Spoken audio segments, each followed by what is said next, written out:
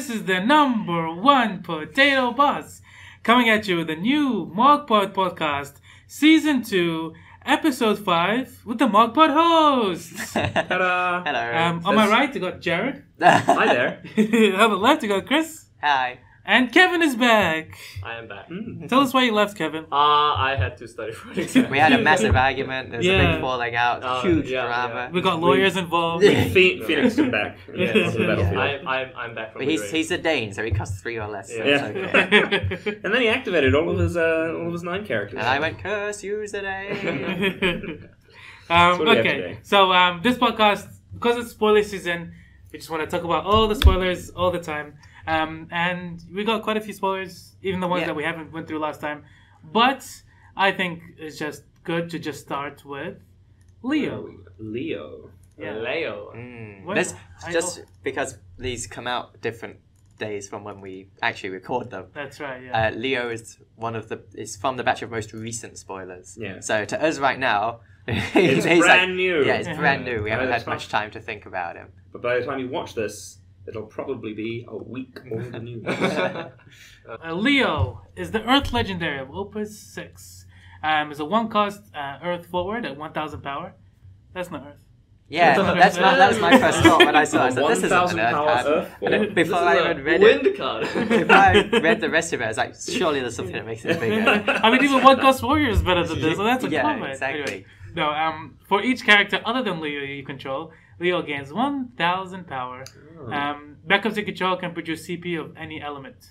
So, like, when I first saw this card, I was like, this card was made for me. It goes in all of your mono Earth decks. Yeah, all my Mono mono decks. But does it? Yeah, I mean, the more I think about it, the more I'm just like, it's too easy. I want there to be some challenge when I put the lightning on the field in that. My Earth deck. thought for it is, when you're splashing an element, you only need one backup of that element. Yeah. And then you've got like... Or you just need one Tama or one Star Symbol. Yeah. Or like one It's- Devout or whatever. It's you know? odd that he says backups you control as opposed to characters you control are all. Can produce... Oh, wait, sorry. Yeah. Like, So- I think it'd be slightly more interesting if he made all of your characters every element. Oh, But then- Camelot would be quite disgusting. Yeah, play... Yeah. Oh, he would be, yeah. Oh, that would be, wow. If that's a deck, Camelot would just be OP. Yeah. I Wait. That, That all your doesn't things work, just though. die. Yeah, Oh, because it'd be light and dark. That doesn't Alright, work. all That doesn't not work. light or dark colours. So the Camelot just like switches between light and dark cards. And then people start playing Cloud again to kill Camelot. But anyways, so yeah, I mean, like The main this thing is an Earth forward that it can get big. Yeah. And Earth likes to play cards from other elements, The main typically. thing I want to talk about this card is to do with another card that's been spoiled in the same batch. which is what. So I'll just save it for that. Or should we just go into it now and talk about them both together? Is there anything anyone else has to say just about Leo? Like any interactions Yeah. with older cards? Oh, there's quite a few. Yeah. There is, yeah. Anything with varying action abilities that you want to splash. That's where you put him, I'd say. Yeah. So, like, Right now, that's the most Well, logical place like to put it. the Gilgamesh from Opus 3, was it? Yeah, it is. He's quite strong. You can't block. I'm going to make 5 multi-element Moogles now. Because Ah. Moogle Brothers already put in Mogpod any of the Brothers, That makes They're sense. Any right of the there. 12 You can, Moogles? Yeah. And you can use the Moogles Yeah. to pay for... Oh, Yeah, that's that actually makes great. sense. That's You can always actually- been the biggest that's- problem. yeah, Yeah, with you it. can actually Yeah. splash the other Moogles. Yes. And use look, their there's effects. the Mogul That's brothers in actually the really background. interesting. that makes sense. That's Yeah. perfect. Yeah. That means so. Yeah, It must work for him. yeah, with him being a do. king. Apparently, right, there's 5 siblings, but there's only 3 shown on the card for whatever reason. Oh, it The depends. spoilers. I've never played it. I've never played it. That was like the first line of the Final Fantasy wiki for the Mogul brothers. There are 5 of them. I was like, okay. Like, If that spoiler is then. all of the 12 Moogles and by extension the Tactics Advance and the Tactics A2 Moogles, they're all related as well. Yeah, so the Mogul brothers are good. So in in the chapters, right, his father used to search for him. Okay. And his father gave him protection as well. So Okay. the fighter breaks himself to make him not be affected by abilities. Well, I mean, he has Job King now, so he's probably usurped his father by now. He walked up to his throne, plunged a penguin through his back. His father, His dad said, "What are you doing, my son? It's succeeding you, father." It's only a matter of time before he's an ice card. He's gonna morph. That's next Leo. It can go with Ghoul. And and so to the bottom left, if you guys can see, that's Hugh. That's the card that's been spoiled, and we're going to talk about that a little bit later. Like, not trying to be funny, but who? Hugh. His name is Hugh. The warrior searcher. Yeah. We'll talk about it. We'll talk about it. We'll talk about it. And then the other thing I want to say is that... that guy. Yeah, that guy there. So the Penguin was a 2-cost wind backup, and you play it, and you can look at the top 5 cards of your deck and order them in any order. And then his tap ability is shuffle your deck. So this is amazing. So that means you don't have to run searchers, so you can like get the cards out of the bottom of your deck. That's so cool. I so much fun not talking about chapters cards anymore. Yeah, I know. But this is not chapters set up review. like, okay, I'm gonna accept the attack in like 2 turns. Exactly right. Yeah. EX. But then they just mill you, and it's like sad. Yeah, as all decks do, they mill. That effect that is in so many different elements. If they go to mill you just shuffle your deck. Oh, okay, yeah, fair enough. You can't ruin my plans if I don't know my plans. Yes. So I mean, like this Pavlov, this penguin's called Pavlov. It'll be great with Tama, obviously, because when they attack, he can do it and then get the EX burst. Yes, everything would be great with. Yes, it was because Tama breaks the game. But the other thing I was gonna say was it's great with Mion as well. Because you can just like play it again and like that is draw the card that you yeah. It's pretty cool. Anyways, but yeah, so that's a couple of things. There was a card for that girl as well, but it's not very interesting. And like a deck that plays a lot of characters, like maybe a monster deck that's hard to remove. He gets really big really quickly. Because I know like the water monster decks can have like 8 characters out, like turn 2 or 3. So I'm thinking like Earthwind with Cactua at the moment, the Daddy Luma and the Cactua. It's not worth it. It doesn't need the backups part. Like, it doesn't. No. But I mean, it's got other characters. So it can go on the Water Earth monsters list, and you come on like a rainbow of monsters like Dragon and stuff. Actually, if you put it in the Dada Luma Earth Wind deck, then you have the Cactus already, and then in that deck you can then splash the Gilgamesh. Now you can play Leo. I guess so. Yeah. I wonder if I open these, I'm gonna pop it in my Earth Lightning deck I've already got because I'm already running Kryl or Krill, however that's pronounced. Krill, and then I can put in Gilgamesh as well and be like, haha. Do you play Forge Phoenix? No, I don't. You should. That's pretty good with an Earth and Lightning deck. That's fine. Well, you're talking to me. Yeah. No. So what I wanted to tell people is that you don't play this card for it to be big. The bigness is just to keep it alive for more turns. I don't want to lock myself into saying yes or no about that part yet. No, because I think both of those are quite impactful. It's difficult to gauge, at least at this point, how many characters are going to be sticking around. Let's think about Orphan, right? That needs 5 ice characters. Including itself, yeah. Including itself. So say 4, because it's just not including You only need it to have... So that would be like 5k for one. Like, it takes a while before it's as good as like Leon. Exactly. No. Yeah. Because no. But what I'm trying to compare it to is like if you want to 1-drop, then you play like Fami McGogo, or if you just take a whole bunch of damage and just play the Gibranth, which is a 1-drop 8k. Right. This is not, and it's actually very bad against aggro decks. Well, against any aggro deck, I'm pretty sure the second ability is pretty bad against aggro as well. You need it. It is because you're developing backup. It is. So it doesn't really help you there. Your cheap 4s you kind of want to have. I don't know that. Or you want to have like anti aggro. I don't know. I think the good thing about Leo is that he like pretty much hits his power point like at the exact time of the game you want it once you develop your backups, and can use those backups to play other things. And then he's just big. Because that's another consideration. My Earth Lightning deck, which was weak to monsters unless I had Ishtar out, and I'd feel pressured to sometimes play Shantoto if I just wasn't seeing my Chaos, just so I could make win CP to play Ishtar. Right. And so with him, I can just save the card and play 1 more CP on the turn and be judged like Leo Ishtar. Okay, I got my Ishtar. It doesn't matter what happens to Leo now. The first line to me very much feels like it just means he won't be irrelevantly sized by the time you want to play him. Yeah. No, and I understand that. And also, you can just because the first line is quite powerful. You can play him in a deck made to abuse that. Oh yeah. Funny. Could you imagine him in I don't know if there are those like spammy, Chocobos decks and things like that. You just all of a sudden you play him. He's in their curve. Oh yeah, I don't know if you have space in that deck. He's like 10 times bigger than one of the Chocobos. Oh yeah. No, so the thing is is that you can't actually rely on him to produce the CP you want, so you need to have other things that do that in your deck. Like in your deck, you can have Chaos, right? For when you don't have this card. Yeah. And when you don't have this card, you can have this. This is why I was saying it's not good for like making a rainbow deck. Yeah, that's right. Yeah, but I think he can go in a rainbow deck. Yeah. But like, so you can't just rely on that because he's not gonna stick around. Even if he's 10k, people find ways to kill Eldmarch all the time. Well, to kill whatever.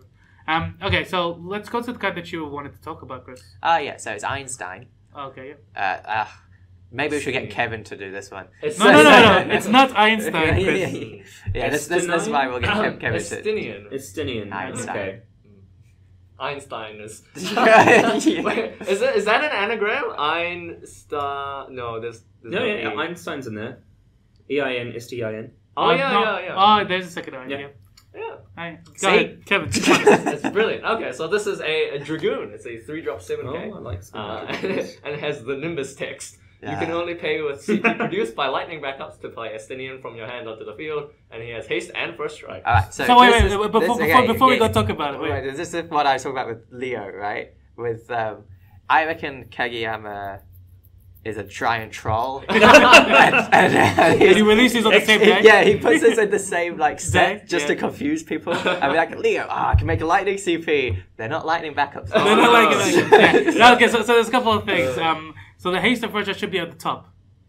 Right? Which is really weird how it's at the bottom. Chronologically, you pay for it first. No, but Nimbus says brave and then that text. Right? Does he? Yeah, he does. Yeah. So it's like, why did they change this? This is a weird format. And but they improved the wording, so the wording is more clear on this one than the Nimbus. Nimbus is very weird wording. Isn't it the same wording? No, it's not. It's not the same.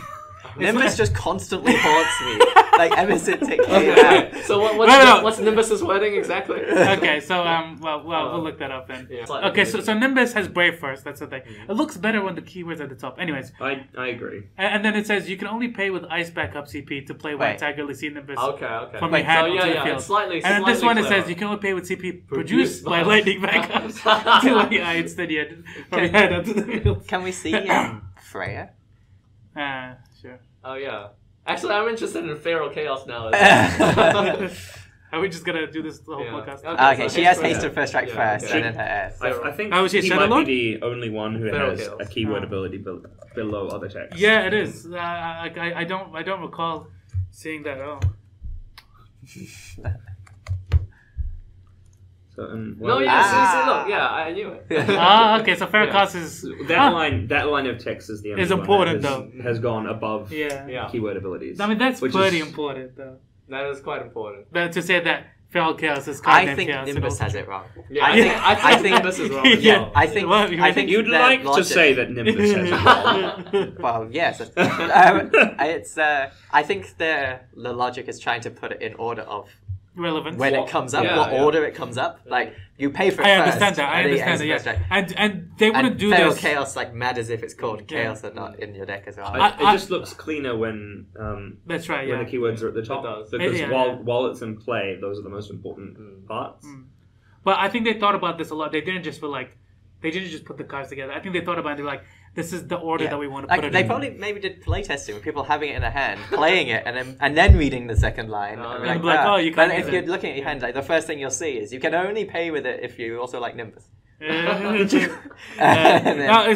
So what's funny is that cards like Shantoto and Kamari can play this card.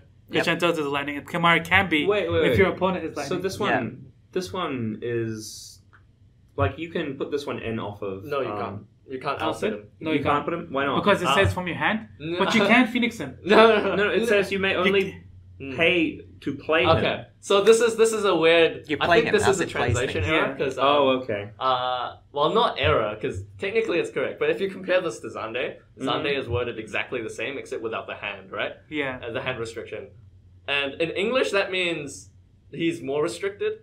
Right? Because this only applies when it's in your hand. Yeah. As Zande reads, he applies when it's in your deck, but that's not what he is. But that's not relevant. Yeah. Right. So, but you can't Phoenix it. You can't. Yeah, because he's not in your hand. So Okay. what he actually reads is the only way you can put this from hand to board is lightning backup CP. Yeah. That's No. CP produced by lightning backups. Yeah. What I was gonna get to, right, is that if you've got a Kamari, and then they have like a lightning cards, and you've got a Shantoto, and then you've got, say, a Lulu, right? You can tap Shantoto for wind CP, and you can tap Kamari for earth CP, and then you can tap Lulu for lightning CP, and you can still play this card. That is technically correct. That is technically correct. That is technically correct. The best kind of correct. Yes. That's the best. I'm gonna do that. That's the best way to play Obsidian. That's brilliant, actually. Yeah. Why? Earth backups. Wait, does that mean you can do that with Nimbus as well? I think it You can. gotta play Nimbus in the same deck. Yeah. Oh, basically, right? Yeah. Oh my god. So long as your opponent is playing Ice Lightning, it will work. Yeah. Yep. I'm sure there's gonna be some way to give them a character. You can cane. Backup You can cane. You play kains so that you can lose. Oh, your cane. yeah. Yeah, but they need a backup. No. For It's Canary. No. So you play Kane. Yeah. And then you play like Shadow Lord or something, and then you deleted the Shadow Lord. So they get your Kane. Yeah. And then you have the Kamari. Then you can play this for ultimate. Then you can play ultimate your fight. 7K haste first strike into their 9K. Yeah. Exactly. Yeah. I think I'll let all you No. guys do this. No. What you do is you wait till they have their dark forward as well. So you can get the cane back after you play theirs. Oh, wow. So you kill their thing, and then you kill their thing, and then you get the cane back. Yeah. And then I you see. The value! Ultimate value. Yeah. It's like I played this card with only one lightning CP just to shove it in your opponent's face. So that's the best use of this. So do we have It anything? is, yeah. Wait, before we move on, do we have anything Constructed to say on this card? Oh, come on. He's a man. dragoon. Yeah. There's all. I mean, he does for dragoons. What exactly? He's a slightly bigger 3-cost dragoon. First strike. First keywords. First strike is always relevant. Yeah, and I don't think you even need to play him in dragoons. Like Mono Lightning. With like Alpha No, he's really good, which is cool flavor wise. Yeah. They're both from 14. They have this bromance going on. But like even a Mono Lightning, right? You can go like Luis Alpha No and play him. Yeah, and then you play him, and then he's like essentially a 9K haste attacker. Because I'm trying to think, like they block him. You're always threatening for them. In a dragoons list, dragoons is generally water lightning, right? So like, what are your lightning backups that you want to have? Right. So you have King of Burmecia, Definitely, and then the rest of them are kind of like you probably want Lulu. Yeah, and you definitely want Rosa. Yeah. Wait. Which Lulu are you talking about? The power boosting one. I think the heroic Lulu will go great with this. Well, yeah, sure, but like for the whole dragoons deck, you want the other one because it's all about accruing buffs. Yeah, dragoons, which are lightning. A lot of dragoons have first strike though. Yes, so they're better when they're bigger. But they're also threatening when they're like a free 5k damage. Yeah, that Lulu, that H Lulu makes them like 5k bigger. Yeah. It makes one of them 5k bigger though. But only when it's getting value. Yeah. Yeah. So, all right, but either way, like A both of those Lulu. cards are called Lulu, Yeah, so yeah. they occupy the same slot. Yeah. What are the other two backups that like when you So got wait, your so five? you're I'm talking guessing about it's going to be Braun. Because you need at least lightning backup. one more lightning backup. So wait, you say Alpha No, Lulu, and Rosa.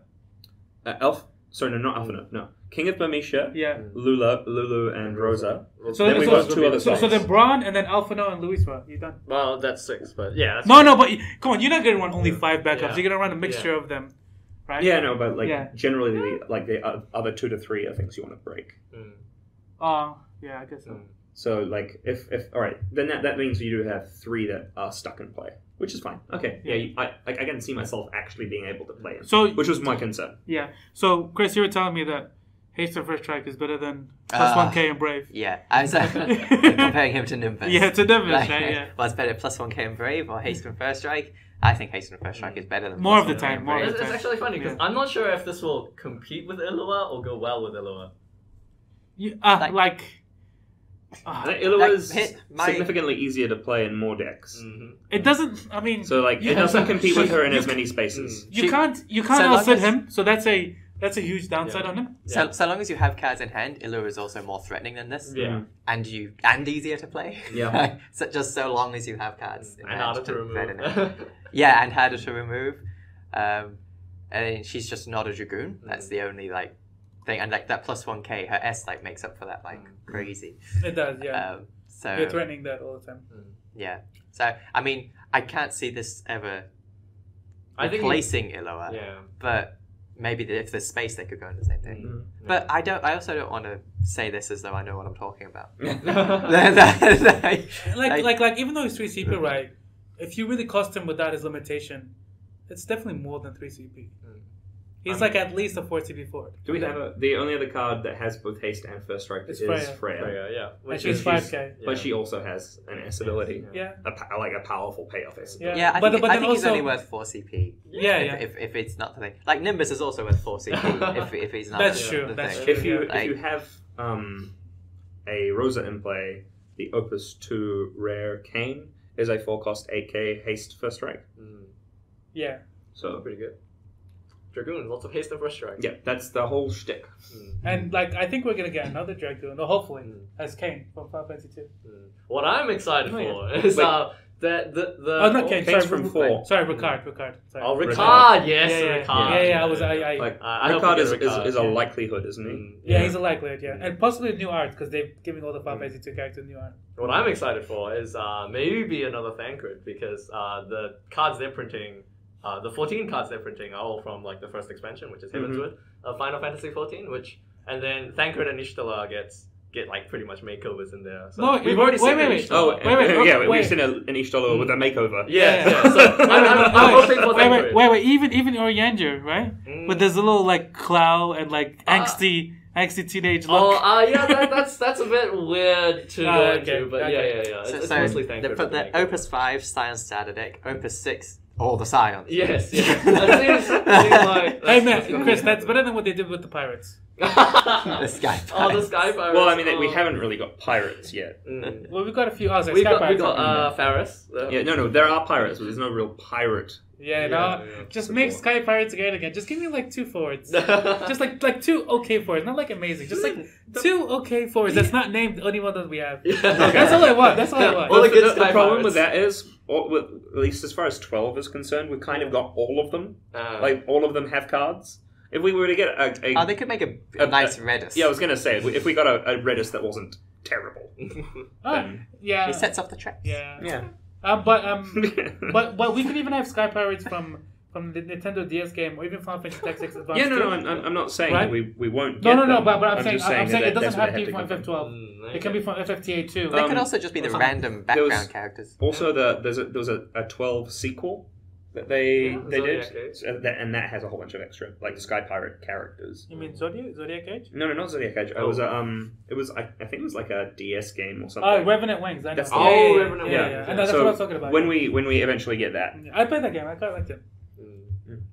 How did we get here shall we from move on to the next next one? We're just reminiscing about Final Fantasy again. Got back on the right rails. Yeah. Chris, do you want to tell us about the next spoiler? Okay, so this one's Leon. He's a 1-drop 8k, which is pretty large. Okay. And he's bigger than Earth. He's category 2 and a rebel, and when he enters the field, your opponent gains control of him. And when a category 2 character of your opponent enters the field, your opponent gains control of Leon. The reason I wanted to talk about this one next is because in our last podcast, I was talking about enters the field effects and gaining control of stuff. I mean, this confirms that changing control doesn't trigger enters the field effects, or it's just going forever. But before this was spoiled, and after our last podcast, I realized, no, in the rules, you can still not have enters the field effects. If they just don't change fields, you get control of the character. So there's some it doesn't go to your field. Yeah. Like there's nothing. It's still there. I just assumed it went to your field, but it doesn't. Like that's how it would make sense to me. So it's in their field, but you control it. Yeah. So when I first read this card, I'm like, is there a way to put Leon onto the field without making it enter? I do not believe so. No. I don't know. I was just like thinking. I was thinking pretty hard. I was like, I'm sure there's a way to kind of cheat a bit. Maybe not. So you ask, can he enter the field without entering the field? Yes. Is your question. No. Come on. There have been much weirder things in other TCGs than that. Come on. They probably have. But like, so I don't know. So you're probably running Firewind, right? I mean, right, that's and then the element with the most range. That's where all the two characters are. Oh, like that's the vast majority of them are. Yeah. That's where they're focusing them on. Yeah. Let's not forget Yosef. But this is And Leon. But even this is like an amazing not amazing. It's a pretty good Phoenix card. I have a question about this all of a sudden. Is it good for Phoenix? If you control a Leon and I play a Leon, what happens? Okay. So if say I've given you my first Leon and now I play my second Leon, what happens? Okay. No, you can't play a second Leon. You've got a Leon on your field. Yeah. Oh, I think yeah. Okay. That's why I think this right. resolves almost all the issues. Wait. What if they have the Ice Leon and you've got the Wind Leon? It doesn't matter because it's on your field. Yeah, they're separate fields. They're separate fields. So your opponent will have two Leons. Both. Oh, really? Yeah. So they control two Leons, but they only own one Leon. There's a fence between all of your cards and all of your opponent's cards, but you can control cards on either side of the fence. Yeah. No, but just it's a quick thing. Just go back to the Phoenix. So if you play Phoenix, does he hurt himself for 2K? No. You resolve all of Phoenix first. Yeah. Okay. And then this guy goes on the stack, and then your opponent gets it. And they go, thanks, I guess. Hey, come on. There could be something there. It wasn't worth the 2K to my guys. And then you just play like a 2-drop or something. I don't know. You can Phoenix him back to make your Kimari make Wind CP. Oh my god! And then you can use the Wind CP to play your 2 character. Yes. Leon. Okay. And then you give them another Leon? No, you can't play a second Leon because you have a Leon on your field. Have one. Yeah. Oh my god. But anyway, so category 2 mirrors are going to be hilarious. Yes. That's going to be... Because after the initial Leons exchange, it's just whoever plays a category 2 just has 2 Leons. And it's, I play a 2, I get my Leons. I think I'm going to avoid this archetype. And in that mirror, both the Leons are completely useless because they can't attack. No. They floodgate you. Oh, that's true. They floodgate both players because you can't just spam all your 2s because then your opponent just does 1, 2 at a time and keeps getting both Leons. Yeah. And 2 8Ks is going to be better than whatever. That's so weird. Man, I just want to avoid that altogether, to be honest. That's why I'm playing category 2. Nobody else wants to deal with that crap. I'm category 2 as well. Chris, we'll all still play the Emperor. I wish this and Kain went in the same deck, and then I could play Dark the Emperor and take them both. Somebody might. No power is too great to serve me, as he says in this idiot. Isn't there like an line of play that you can get 2 Kains and 2 Loins by playing Emperor? Probably. Probably. Yeah, you have to. You play your own Leon and Kain, and they have them as well. You're playing a deck with Leons and Kains, and you're hoping to play against other players with Leons and Kains. It's the mirror match. It's just like an image. You both play the Emperor, and then I actually want this to be a tier 1 deck because I want to see this in the finals. It'll just be hilarious in the finals. The maximum numbers of Leons and Kains you can control. Yes. And then you're also playing Shuyin, so you can steal their Shuyin because you've buffed your Shuyin somehow with your Maria, which is category 2 forward. It all fits together. The one that would buff it would be a backup. Yeah, category 2. It would still work, won't it? Yeah, this are characters. Yeah, it will still work. So how one? Oh, sorry. Go ahead. So competitively, I think this card's really good. Yeah, because you could go like turn 1 backup or backups, and then turn 2 you just do like Leon Firion. Yeah. Ta-da! And then you save your Maria or any other cat to just in case. Like depending what you're against, obviously. If you're not against something that's going to play a cat 2, then you just go whole hog. Yeah. So 8K on that early. That's a 1 cost and a 2 cost. Wait. Yeah. You're just explaining the X-Death mannequin decks.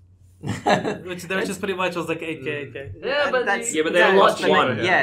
You still have resources. I know, no. You get to still do other things. No. That's a good thing. Like that's an intimidating opening with the X-Death and like Capricious Reaper or something. Right. I'm just saying that. But the other thing I want to say is that this card, right? It's like after the initial like. Wait. You can't play Firion off of Leon. You have to do Maria first. I forgot about that. Because you give them. The Leon. I'm trying to remember the guy. So it's like Maria, Leon, Firion. The guy. He doesn't like give all your 2 characters brave or anything, right? No, he activates them. Yeah. He gets 1K for each 2 character you control, I think. Yeah. And then. It's literally Renault. So he gives you a nice next turn as well. Costs 2 less if you control 1. Yeah. Okay. So yeah. No, yeah. So what I would say is that after like all the high points away from this, I thought about it. It's like if there's a card that's in the game that literally said, whenever you play this forward, you can pay 1 extra CP and a card in your hand, and you can have an extra 8k on the board. That's pretty good. That's pretty good. Because that's essentially what it is. I have a question regarding like the summoning sickness in this game. Right? Yep. Like since the start of your turn. Start of your turn, you have to control it, right? Control it. Okay. Yeah. All right. Which is really annoying for this game. But at least if you steal some haste. Wait, so you said you're also doing category 2? This is gonna be awesome. It's gonna be great. I can't wait. You guys are gonna have so many tedious mirrors. Yeah. which is great. That's what you want. Our matches are always tedious. Yeah, It's the best type of game. Let's move on to the next guy. Yeah. Okay. Let's go on to Seifer. Seifer. Oh, I love Seifer. Jared, do you want to listen? Yeah, he's a 3-cost 3k EX bursting forward. He's a seed candidate, and he has, when Seifer enters the field, you may search for 1 job witch and add it to your hand. And the witches in the game, job witch. Which job? Job witch. And Sorry. Which job witch? Yeah. 1 of 2. Yes, you can find Ultimisha. Edia or Ultimisha. We just need a sandwich in the game. So an earth. Yeah. It's just an earth Sandwich. witch. That's sandy enough for you. Actually, we might. No. So let's get back to the card. This Sorry, is like which card? Seifer. So this card is like Lightning's Pain, Yep. Sort of. which is like because Pain searches relevant, characters. Yeah. This searches for relevant characters in Lightning. Yeah. Character. It goes and finds. What witches Edia are is. there? Just Edia? Is that the only witch? Edia and Ultimisha. Ultimisha. Yeah, and like We might get more. We might get another Edia or Ultimisha in this Yeah, we might. set. Yeah. And we might get some witches from other categories as well. In the current and what we know currently, though, I bet a witch gets released by the time this Probably. comes out. I mean, It's happened before. yeah. Yeah. Do you want to take Edia out of your deck? Well, No, wait, no. Oh, no, You so probably don't want to take the 6-drop, but like maybe you'll want to play the 4-drop. maybe. So it's the 4-drop, your 6-drop that's already in play. I have a question. No, The you MCD kind from of last do, week. don't you? The MCD from last week was it a witch? What was its job? Do you remember? The Griever form. Yeah, the Griever from Ultimisha. Could it Couldn't find Could it find? I mean, this isn't relevant. No. Can I find our fictional card? Yes. She's a wraith. She's a Wraith. She's a Okay. wraith. Wraith. This is how badly the Square Enix design Final Fantasy cards. Yeah, is terrible. they Absolutely. can't find these community cards. Yeah. Right, yes, What is this? that's how it Yeah. works. But like, okay, so I actually don't think you need to run the 4-droppers yet. I think he's amazing one-of in Mono Lightning. Because sometimes you just want to search for the idiot to kill something. Yeah, He's you just a, need to kill he's, something he's now. a nice tech one-off. Well, here's the Yeah, thing, yeah, right? exactly. Just Okay. a one-off, he's amazing. Imagine a future where there's loads of Leons that you can't get control of. There's Leos everywhere. There's other miscellaneous 2-drops and less. And you just want to play Seifer anyway. Not this one. No, yeah, the other one. The other one. Yeah. And then, like how you'd have a 3-1 split of Pain in YRP, Mhm. you have a 3-1 split with this Seifer. Yeah, You can guess and, so and you want to, Yeah. have an Edia in play for the other one because it gives him plus 3k in haste. Yeah. And I have seen back in Opus 2 though, it's quite a long time ago, that old Seifer being played in Mono Lightning. That said, we also have Shadowlord now, and he's tutorable. Yeah, I've been thinking about Shadowlord with Leon. He and might be stuff. starting to creep into relevance. We'll see. Shadowlord We'll is see. like it's a good tech card. Shadowlord wrecked someone in our last locals. Wait, really? Yeah, Morgan. Well, I mean, we've been saying from the moment it was spoiled, the only person on the planet that card will affect is Morgan. So, No, even if it That kills was one funny. thing, it's still worth it. But yeah, so this is not a bad card. It's just I think he's cool. I like that we're starting to get Opera Omnia art creep into the game.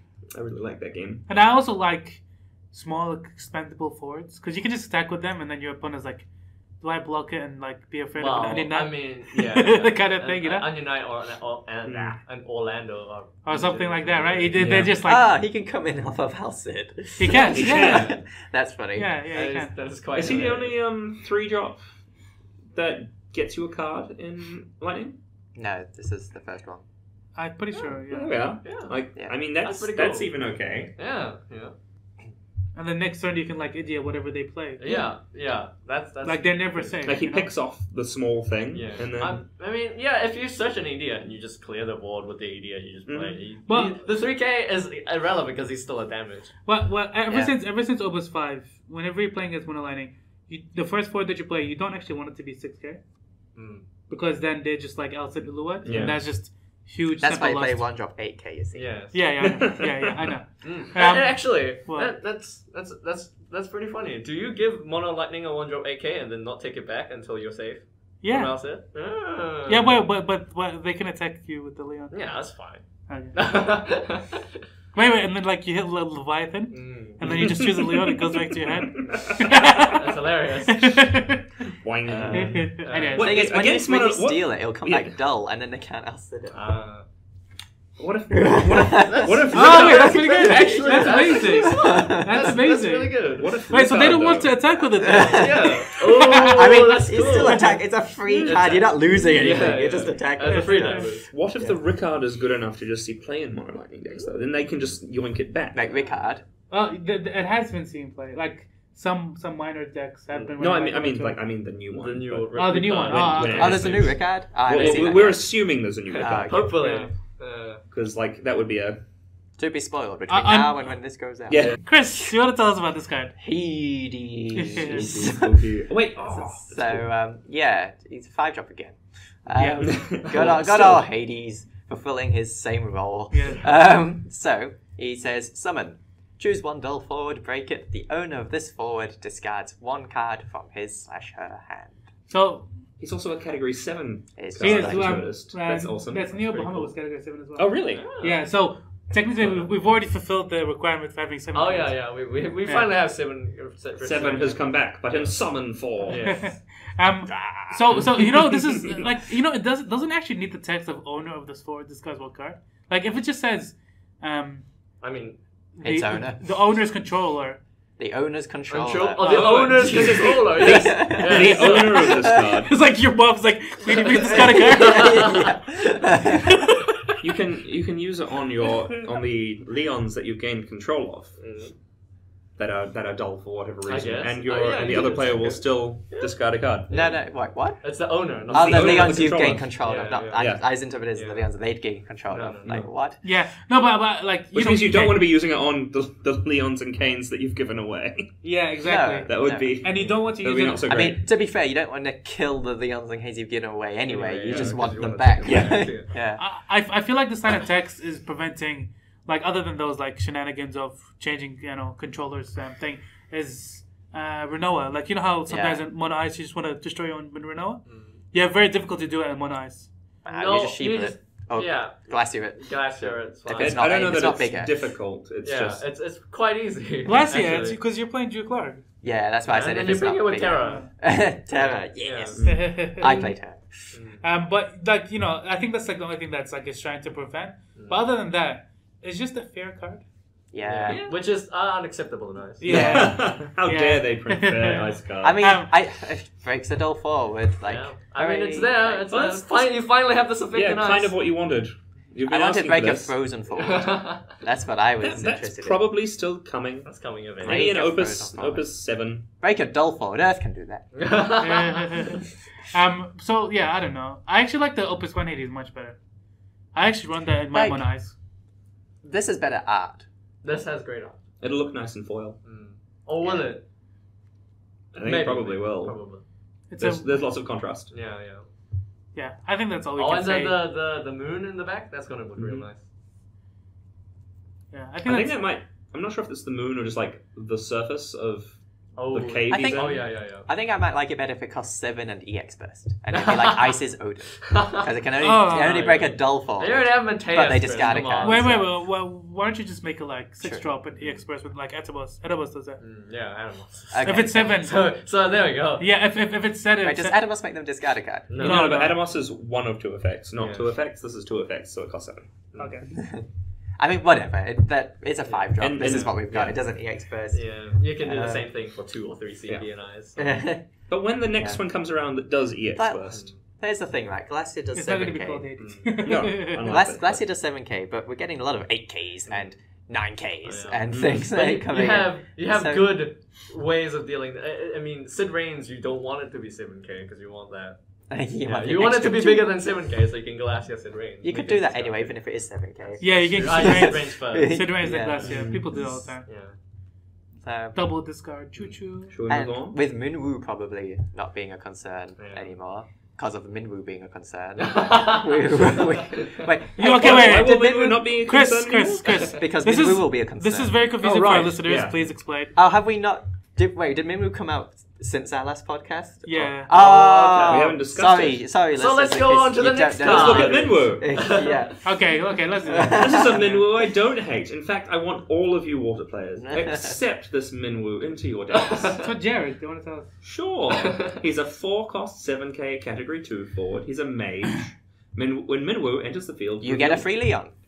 Yes, you get a free Leon. And, in addition, reveal the top 5 cards of your deck, add 1 summon among them to your hand, and return the other cards to the bottom of your deck in any order.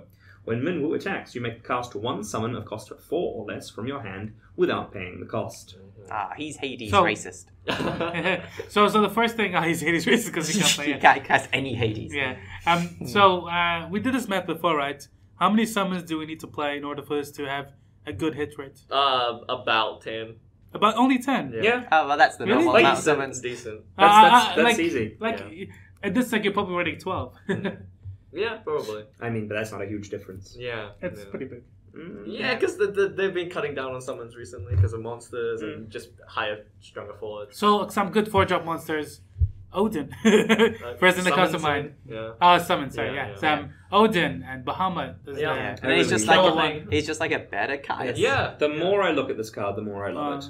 Like he's just. I already love like the spell slinging style of, forwards. Like Compare it to Garnet the Ice Mystic Knight. Yeah. The standard unit. He's a little bit more interesting than that. Oh yeah, how come Caius is so underpowered? Yeah. Well, Caius is also 9K. Yeah. Like he's a Yeah, but big he's boy. 2 more. He's And cost he's- 6, does he? Yeah. Yeah, He's oh. also in a searchable category, He also can't be. which 2 at least. At And this he point also isn't. searches. But 2 searches for takes summon. control Yeah. of Leon's. Yes, 2 takes control of Leon. Oh no! That's a relevant thing. Maybe. It wasn't though at the time. But yeah, like What are the most fun things we can do when we attack with Minwoo? Phoenix. Hecatonchir. One at a time.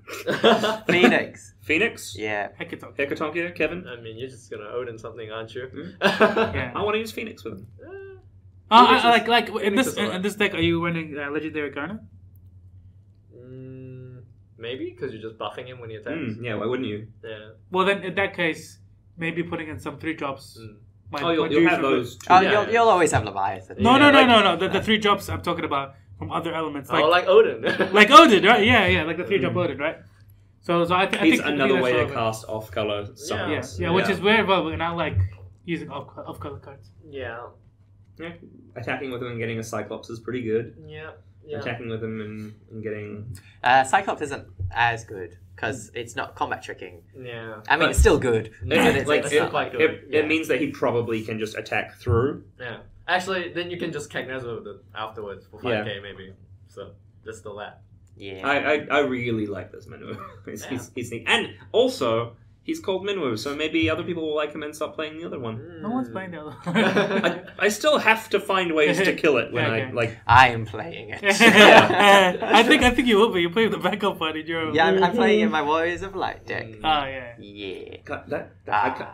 I can't play I love those it. damn Warriors Yeah. of Light. They're so huge, and they have armor. Yeah. Aren't they beautiful? And then you like summon, but there's an Ishtar there because she's a secret warrior of light.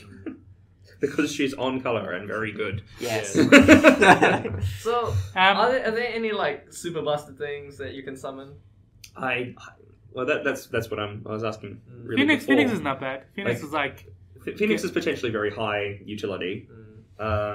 Odin is Yeah. very probably versatile. the strongest, Yeah. What else? So Kooky Kookachu. you know when this Minwoo got revealed, it made the fire water archetype that much I feel like it goes a fire best as well. Yeah, like Murad, fire already was the most appealing. Like it was. No. Monofire is if you want to talk about it that way. No. I've been playing Waterfire. Since right. This most recent. Right. You're talking about Palanpurum. Yeah, that's fine. I'd play him in there. Yeah. What can you cast in there with this? Leviathans, basically. So you probably and he finds he still finds phoenixes. He doesn't cast phoenixes, but like he digs you for them. Find them. So does Porum. Yeah, so I want more of that. Yeah, so he's also like an actual size forward. He still costs more than he should for that size, if that's all we're looking at. But not if you find a thing. Yeah. You know, a lot of the new water decks don't actually run the Opus 1 Leviathan, right? Yeah. And why?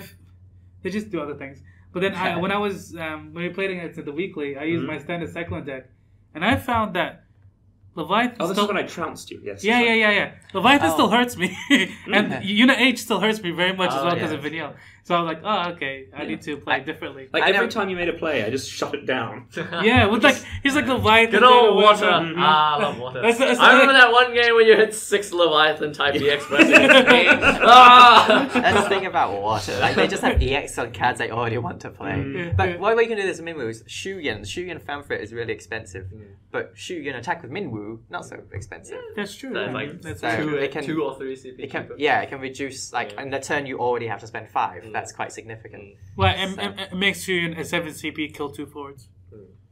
Very good. Okay, next card.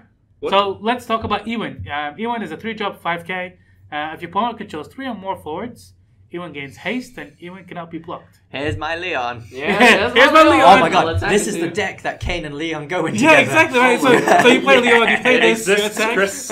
Wait. Give your opponents forwards. Wait. Wouldn't they just block with the Leon? No, you can't. He cannot be blocked. He cannot be blocked. What am I talking about?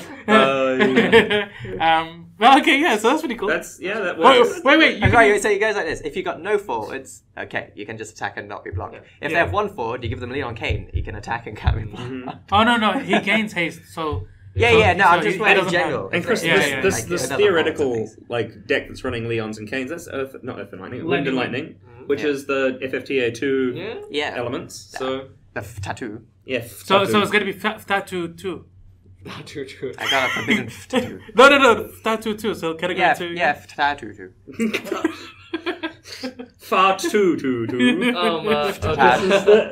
We're going insane thinking about this. All right, we're having a stroke. The copy of the card we're looking at isn't in English, so I don't know if it has a relevant job. Oh, I don't think it's a. He's just got another random made-up word. He has a random. It's like Nightshade or something. Okay, Nightshade. It reads like Dark Tort or something, but I don't know. Dark Tortoise. What, Dark Tortoise? No, Dark Tort. They're probably taught by the darkness or something. I don't know. Right, okay. I don't think we need to talk much about this. Well, I know, but let's think about where he might exist presently. What kind of decks? Lightning Wind with F-Tattoo. Yeah, but what? Other than the obvious place, which is Lightning Wind, and now this theoretical deck of Chris's. You're playing with Al Cid when they have 4 or more forwards. Okay. But that's the thing, right? Like, how many? So in a Lightning or Lightning X deck, how many 3-drop Lightning forwards do you have that are flex? Well, and here's the other. You've already got Alua, you've already got Annie. There's not a lot of space at 3. Yeah, for a small guy. Maybe this is changing, but as long as I've known Lightning, it's been all about. Please don't play lots of forwards against me. Yeah. That's true. It's been, I'll just kill your 1, you'll kill your 1, kill your 1. And then it's like when they play 2 or 3 forwards and you're like, oh, I'm having trouble. Yeah. The trick has always been, if you can play more than 1 forward a turn against them on a Lightning deck, you'll generally gain more advantage. Yeah. Generally. But so I can see that as a plus and a minus for this card, because it's like, if we got under control, at least I can do a damage. Yeah. Or it could be a minus of it's not going to do anything if the game's going according to plan. Yeah. It's a 3-drop 5k. It goes pretty That's well. pretty bad. Yeah, it goes pretty well with Furion. You can play Fear and play. No, yeah, but this is all quite conditional, and no, you never want your opponent to have lots of forwards. So that's true. Yeah. I don't think this card's gonna be. And you can't really force your opponent to have forwards unless with can. Leon. You can. There are 2 cards. Yeah, it goes good with an ice strategy as well, because ice temporarily removes things. I thought that as well, but then he can attack anyway. The can't be blocked text is irrelevant. Then you might as well just play a No. I'm not saying you do it as you're dulling and freezing things. It's once your dulls and freezes wear off. Oh, right. Like, they still have forwards. Okay. So you have a relevant attack. And you've done a bunch of damage to them by this point, and it's like, ta-da! So more lightning. There's my finisher. So more lightning ice synergy. I can see that. Yeah. Okay. That's alright. Well, I mean, that's Ewan. Yeah. So next card? Okay, so next card, I actually want to talk about Hugh. Hugh? Which one's Hugh? Hugh Yurg. Hugh Yurg. So Hugh Yurg is a 5-drop 7k EX burst Earth forward. It's from Final Fantasy Crystal Chronicles, the same one as from Mira and Leo. We should talk about this right after Leo. He's actually in Leo's artwork, the one we were talking about. So so when Hugh Yurg enters the field, you may search for 1 job warrior and add it to your hand. If you control a card named Leo, Hugh Yurg gains 1,000 power and brave. He's also job warrior. Yeah, he is also. So he can search for himself. That's kind of nifty. Quite like Steiner. But the most relevant card that he can search for... There are a lot of warriors. Wait. No. Warriors. Like, there are tons of warriors. The one... what am I doing? Yeah. So the most relevant in my point of view... It's going to have something to do with Star Sybil. Yes. Is Simi Lefuna. It's amazing! You can have a searcher for this in Earth Wind. Yeah. You So then... a searcher for it in Earth. No, but you want to play Star Sybil. You want to play Star Sybil after you play this. Yeah, but you can pop your Star Sybil and play the next one. You do that anyway. But now you can do it with more efficiency. Yeah, so there's also a water backup that's a warrior that's not too good, but it exists. Celestia? I mean, I've seen people play Celestia. Okay. So guys, like, even, like, you can't expect too much from 2-drop backups, right? And if there's a 2-drop backup... No, wait. You have to expect the world from 2-drop backups. No. 2-drop backups are some of the best in the game. Yeah, they are. Some of, like, the best because they're 2-drop. But if there's, like, for example, if I wanted to create a mono Earth deck, right? Hold up. Do you mean mono Earth or do you mean Murad mono Earth? Murad mono Earth, right? And then I wanted to splash, like, a couple, like, water cards. Mm-hmm. I'll put Celestia, just like how I put Goomba in my mono Earth deck for Ice CP. So this is still very relevant, at least in my eyes. Because sometimes you just need a water backup or a 2-cost backup that you can search for. Volker is quite interesting because the warrior package just makes all the 11 stuff quite consistent, and then Volker is a pretty powerful effect if you can get it off. There's semi-Lithini. That one, like, it's got an action ability that costs. It's element intensive. It costs wind, which goes well with Leo, as we were talking about before. Yeah. So that does all go together. That does, yeah, I know. Yeah. That's like, this card can go straight into the Dazaluma decks. Yeah. The Water Warrior of Light is also... if you're going Earth Water standard units. And definitely nice. They really want that Warrior of Light in play at all times. And then you've got the Lightning. You can find Lightning right here. Lightning. Then I'm probably not playing it to play. Unless I already was playing Leo because I said I wanted to play Gilgamesh. So it all works. Maybe. I mean, potentially. Are both Red 13's warriors? Yes. Yeah. So you can find Red 13 to SM. That's okay, I guess. And presumably we're getting more warriors as well. Yeah. And we definitely get more warriors in the future because warriors are very, very common job. Yeah, and then, like the new Kyros' warrior. Yeah. That's relevant. Unfortunately, there's no other Earth category 8. No, there isn't. It looks so hard. Should I only look once? It's one of those things where it's like how I wish there's FF9 forwards in Earth, and how I wish there's like FF8 forwards in Earth. It just doesn't exist. There is a category 8 card in Earth. And this category 9 card in Earth. It's called Animals. Oh, that's what I meant to say. 9. Yeah. But anyways, so I think this card is pretty cool. I think it will always be relevant. 5-drop 7k that can search backups, that can search relevant forwards. Is always good. And if you like, does this deck go with Leo? Didn't we just establish it? Probably does. Chris just established it. It does. If you're using it to go find Semina laughing, it does. Yeah. And if you're playing Leo anyway, might as well. Yeah. Like, because in my deck I'd be playing Leo and Lightning, which this finds Lightning. My deck's pretty unique. Yeah, so like the 5 drops, right? Yeah. Like you don't have so many 5 drops. Steiner is really sad. Have we pulled that deck apart on the podcast yet? Yeah, I think we have. Have we? I think so. I can't remember. It wasn't it like the first. It might have been. Yeah. Yeah. The slowest deck ever. Yeah, I think we've done.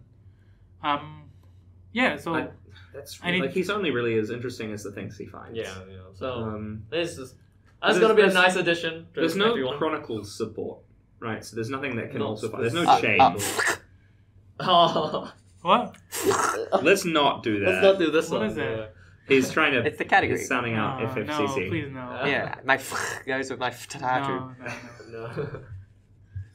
Okay, if tattoo like kind of makes sense. Yeah, my favorite category is Xee.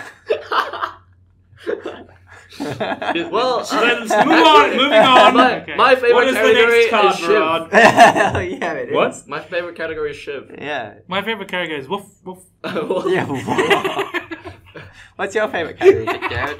V. I see. Not as good as Anyway, Okay. next. Okay, next card. I want to talk about this card. What is this card? So Kevin, do you want to tell us? So it's Scott. He's Knight. Well, no, he's not Knight, but he's a 3-cost 4K job prince, I believe. Yeah. And he reads for each backup you control, he gains plus 1,000 power, and if you control card name Hilda, card name Scott, and card name Gordon, you control gain Brave. So we're talking. Oh, neat. So I'm not sure if there's gonna be a new Gordon. There may be.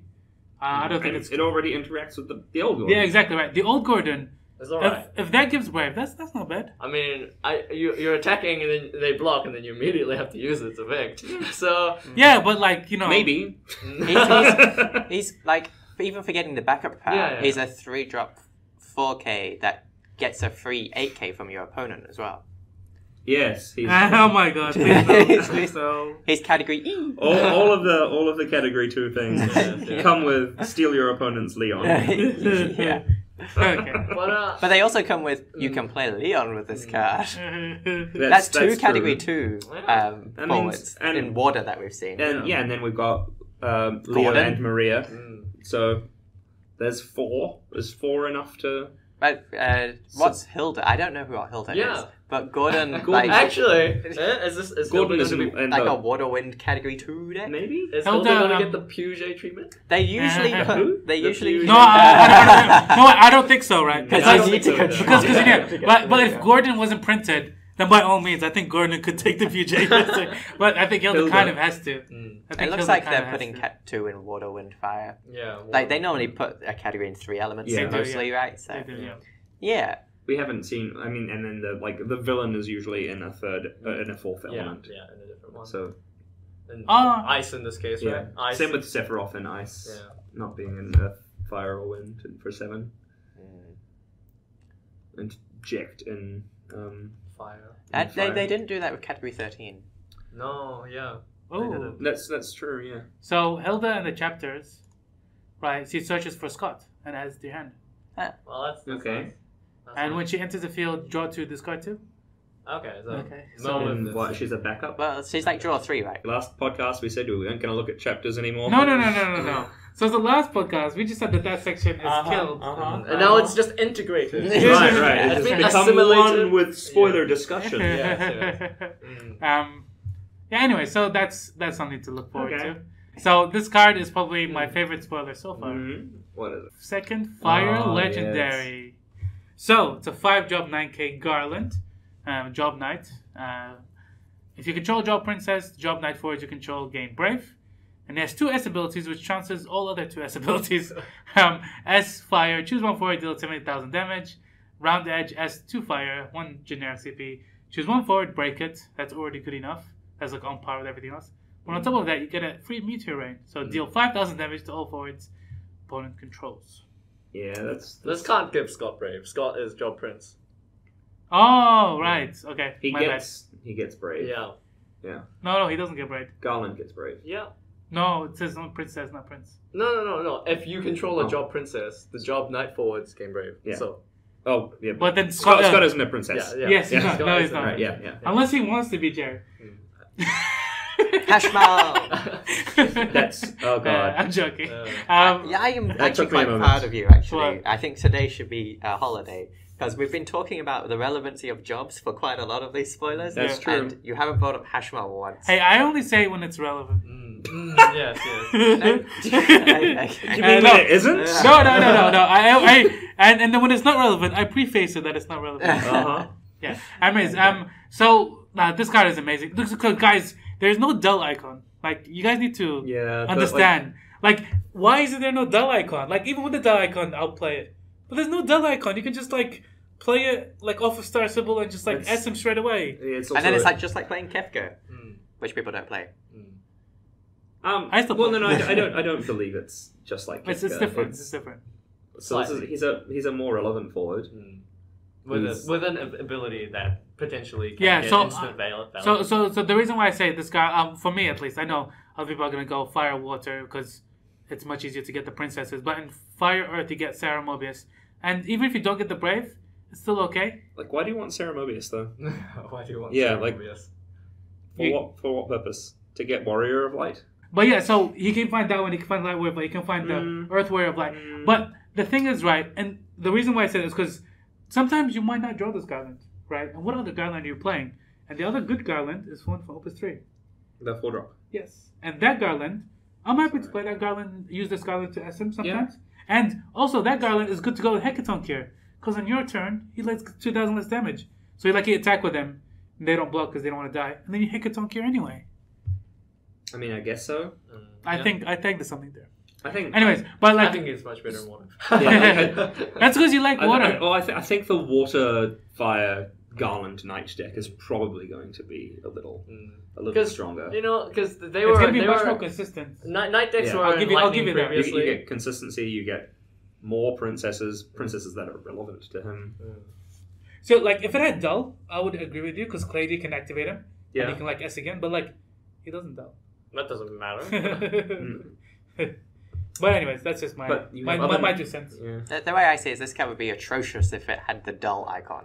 We wouldn't be playing it. Yeah. And when I see it as, okay, so it would be atrocious if it had the dull icon. So for it to be good, you have to, like, to make it, like, worth it. It's like, the fact you can do it in the same turn that you play it, it's like, that's so expensive.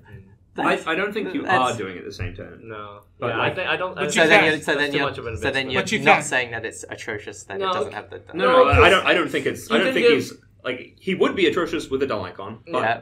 Then what's the difference if you're not doing it the turn anyway? Because he's probably the flexibility to do it doesn't mean that you are going to do it. Yeah, that takes it from atrocious to like amazing in your eyes. No. What makes my experience with legendaries that have 3 lines of text is that they tend to be very, very good. That's like that doesn't apply any logic to why something's good or bad though. No, I haven't played with this guy, right? Yeah, just because it has 3 lines of text doesn't mean it's good or bad. Those are 3 good lines of text independently. On a 5-drop, that doesn't do anything when it comes in or leaves. It does. It does do something when it comes in. Gives all you guys red. Yeah, all the United States. Yeah. Okay, like you get like how much is that worth? So what are the knights that you're playing other than Garland? I mean, if you're going lightning with fire, then you go like Ramza, Zalban. No, but you're probably going water. Well, water is like Steiner, Beatrix. There are no lightning or fire princesses, so you have to be in water or earth to get the brave. Right? So Steiner, Beatrix, and maybe Kirilla. And then that if you have like a Riffy on board, that represents like an extra bounce. Yeah. Potentially. As well as all the attacks. Garland is still the only fire knight, right? Yeah, which is really annoying. So maybe we get another knight in fire this opus to make that slightly more relevant.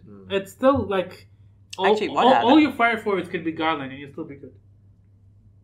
I mean, maybe, but I wouldn't be super comfortable. No. And that for your fire what's deck like I think the majority of your fire cards could be Garland and like have a couple of tech like VVs or whatever, so you can Phoenix them. But other than that, you can just run Garland, and then the rest of the water cards can just have the normal engine. Like that's completely fine. Something that is good at these, the not dull icon Pat is with Ice being good at the moment. If it gets dulled, Vayne, like, kill the Vayne. He can still relevant. Do something. So that's true. He can kill Brave. No, okay, so actually, the one I'm actually more excited about is actually Blaze. Because then it's cheaper than casting Brunilda, right? That's the way what I'm sounding. the way I compare it to is Glacia. So Glacia, if you make them discard, it's like a 1-drop deal 7k, right? I mean, yeah. Right? Everyone kind of agree? So net cost. Yeah. So this is kind of the same thing. So it's like 1 fire CP, discard Garland, 1-drop, kill, deal 7k. But then like the Rangers can just go in for like 9k whenever you need to. Yeah, I think the only good thing about Blaze though is that it is on. It is with the rest because the Blaze itself isn't really. I mean, it's already on a lot of other cards. It's just that those cards are bad. If you if you get rid of a card that's 2-drop or more. No, I'm not doubting the efficiency of the effect. It's just already on a lot of cards and like what? Seen play. That hasn't seen play. Yeah, they don't. Like what? Like Kurilla and stuff have this kind of effect, doesn't it? Yeah, but Kurilla has 1 copy that's not very good. But he has like at least 2 good copies. Yeah, that's what I'm saying. It's not actually. And if you're wanting to S, then you can run more. Like absolutely do want to get those effects to happen. But like I could see myself quite comfortably playing 3 of the 4-drop and 3 of this. Yeah. Like I want those effects to happen. Like the problem with the 4-drop before was there weren't any good Garlands to supplement it. It's S with. That's right. Yeah. So like they're both now it does. Good. Yeah, I think Garland is good enough, honestly. Yeah. Because the other Garlands, they don't really fit the same playstyle. No. The other guys like brings the fire back up. Yeah, they're kind of just like, here's a dinky 5-drop or a 6-drop. This could actually do. What are the knights that it can give Brave? And Steiner, also, Matrix. This could be like really good to fight back against ice in its kind of position because like Brave is just good against ice in general. Oh yeah, I'm thinking in water you also have a thing that can activate him anyway. That's true. Yeah. Like because there's the princess that activates a knight or prince. Yeah. And then that was something I was thinking is why do you need to activate your knights if you've got Brave? Yeah. Like, then with Steiner you can like attack with your Brave Knight and then dull your water Brave Knight to give Steiner. That's 1. true. There are also That's true. there's also the 4-drop Garland and Agrius that have dull abilities. So that's still relevant. But I was gonna say the other knight that I'm excited to play, which you guys all don't think is good, is the 5-drop Toledo. I mean, with this. Oh look, now he has Brave. Maybe. He could have gotten Brave already from Momodi. You know how tight the backups are, man. I mean, if you're playing knights, yeah. Anyways, this card is good. Yeah, I think we're all in agreement that he's good. Just different levels of that, right? Ooh, he's 002 this time. Oh, he's the second card in the set. Oh. I wonder what that could mean. That we have like a card beginning with a vowel in fire, or possibly a Y. Oh, God. Wait, what? Why would you tell me this? I'm gonna obsess over this. So this what happened? It's because the serial numbers of the cards are in Japanese alphabetical order. So when Opus 3 was being spoiled, Chris and I did some detective work. This was amazing. Yeah. I thought that was so fun. We looked at the current list of spoiled cards and we were trying to work out the ice legendaries. That was really fun. Did you figure it out? Yeah. What was it? You projected Sellers, right? Sellers. Okay. Oh, Sellers and Lock. Yeah. Well, yeah. You guessed both of them, I remember. Okay, so the first one has a vowel? Yeah. So who could it be? It begins with a vowel. I don't know. What are our featured sets? I actually didn't know that. To be honest, it could not be translated exactly, so it could be something like because Howen. Right. Like that was the first card in the set, I believe. So there's that. Anyways. Hey, some serial number detective work. In my opinion, this is the best Opus 6 legendary so far. I disagree with that a lot. Okay, it's Chris. Well, what are the legendaries we've seen in Opus 6 so So far? the only other ones that actually like contest with this is Kuja and Minmu.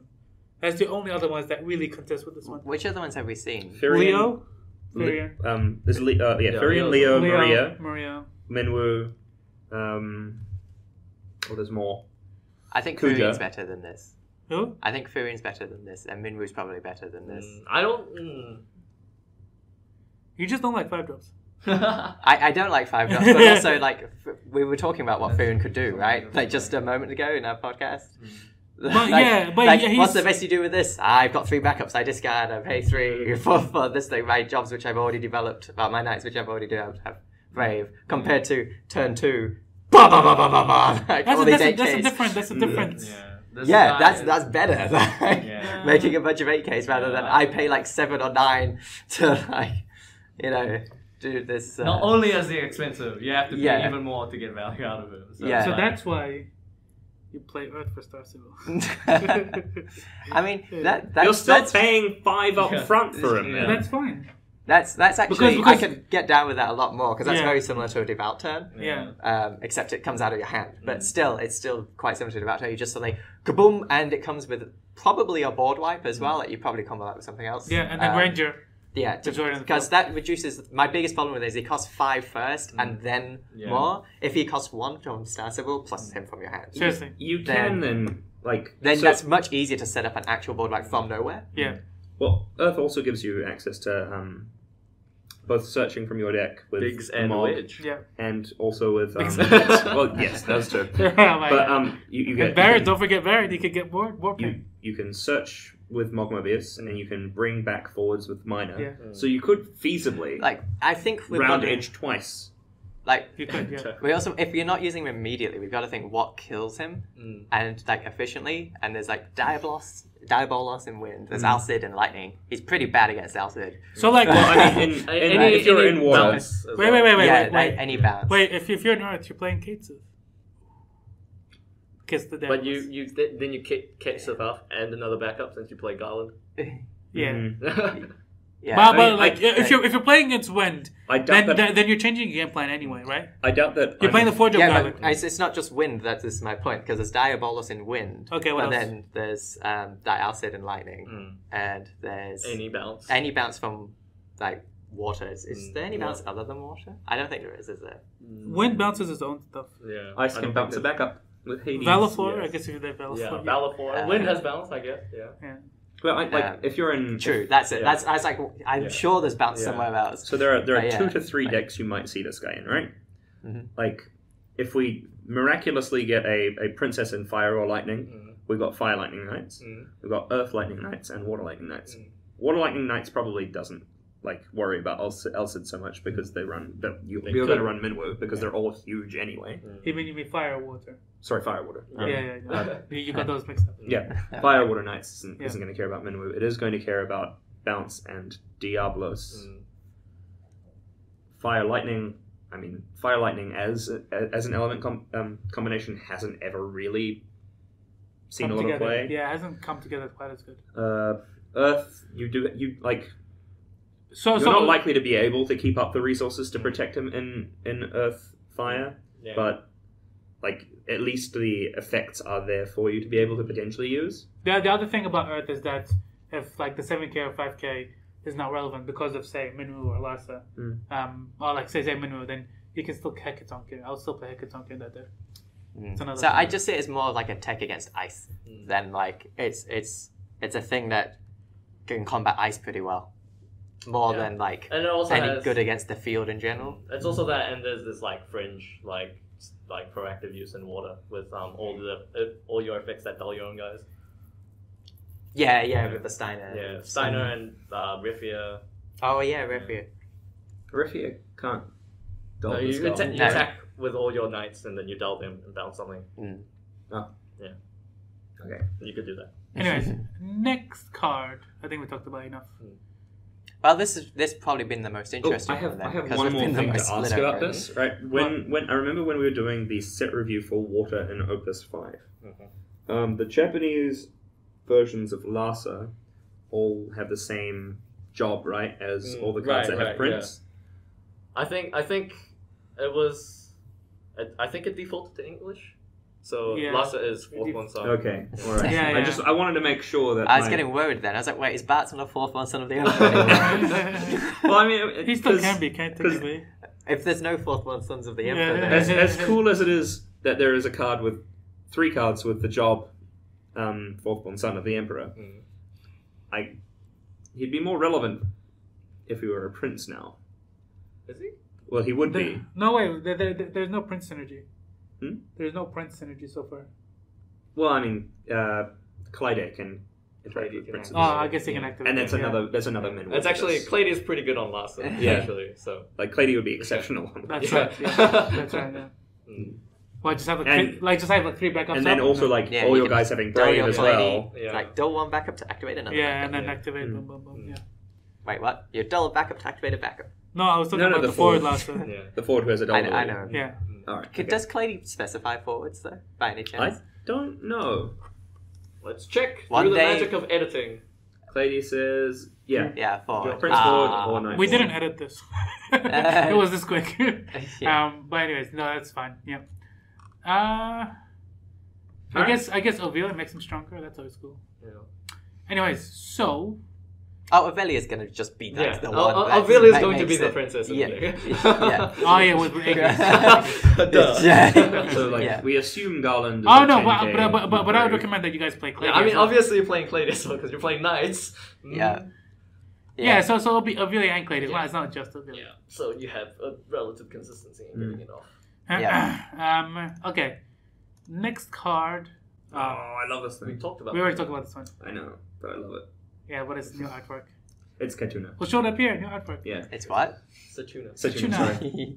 I don't know why I said. No. What? What is it? Satuna. No. It's Vermilion Bird. Let's see. Sorry, Vermilion Bird of the Sea, Lady Satuna. Oh no. So Ajido Marujido is a backup, a 5 cost, category 11 backup. It's a mage. When Ajido Marujido enters the field, select one of the 2 following actions. Cast 1 summon from your hand without paying the cost, or choose up to 2 summons from your break zone, add them to your hand. Yep. That's Yeah, that gives it's you very good. so much It's stuff. very, very Like, good. So the most expensive summon right now is Raiden? Phoenix. Yes, Raiden. Raiden. And Bahama, Bahamut. yeah. Raiden and Opus 1 Bahamut. But cost one. honestly, Phoenix probably does more than Yeah. either of those. Yeah. yeah. But yeah, so like if you played off Phoenix, that's value. Yeah, that's tons of value. The second line of text, Kevin, you telling me that Ban's Final Fantasy Corner was saying that you can use the ability infinite amount of times with Bismarck. Was Yeah. I saying It that? was me. Oh, it was you. Yeah. Chris, okay. Yeah. So long as Yeah. one of them brings back a Bismarck, you Yeah. can bounce Yeah, the yeah, Ajido yeah. Marujido. Yeah, that's Yeah. So you play this, get to Bismarck. Yeah. Bismarck this back to your hand. When play I this, came up with a deck trying to do that, I was like, it doesn't need to go infinite. Yeah. Yeah, Like, just get you 2 just summons. get back 2 Phoenixes or something. Yeah. That's Yeah, yeah. crazy. It's like, oh, alright. But How every else turn is I'll this cast world? one of these. Or a fire What card? made me feel really sad after thinking about it in this card is, oh no, they bring back 2 Valafors. I in the know. middle deck. Yeah. Like, that's gonna be horrible. This has put my mill ideas back in play. Yeah. It'll So- go on and on and That's on. going to be so hard to break through that. So obviously it's more value to cast a summon. But Yeah. if you get the 2 summons, No, that's the one I No, see. I Choose 2 think- summons from your break zone. no. I'm trying to say that like if you choose the second line of text, Yeah. that's him being like essentially a 1 cost backup, like a Sorceress. Yeah. Right. Mm. But if you choose the first one, you can go like more value. Like you can generate more value. Yeah, It but needs the to timing be- is when you play your Yeah, backup. yeah. Like, That's a drawback. That's a drawback. yeah. There are times when that's okay. Yeah, so like, because the first one's like a high tempo tool, and the second one gives you like huge Like, long yeah. value. The So major control option. yeah, I guess not like the So- card's worse for having 2 options. No, no, but like it's the, quite. the, Yeah, the the 2 choose, options are like pretty yeah, cool. the choose up to Really 2 nice. is my favorite Like, one. I can for feasibly sure. see myself using both. Mm. So Yeah. Yeah, absolutely. Because the summons Mm. you're gonna get back if you're going to a long grindy game Yeah. with like phoenixes and stuff. Like there's Yeah. so much stuff like you're Very annoying. I presenting against really your wish opponent. this were Also something I means you could got fit. huge summons to just cast off of it. You can if you go mono. In my Palampora Mono Earth list. Yeah. No, you don't have to go mono earth. You can go like mono fire or mono water. I mean, you don't even have to get huge crazy things. Like just returning 2 Leviathans. It's It's just pretty like, good. oh god. It's You know, gonna be annoying as.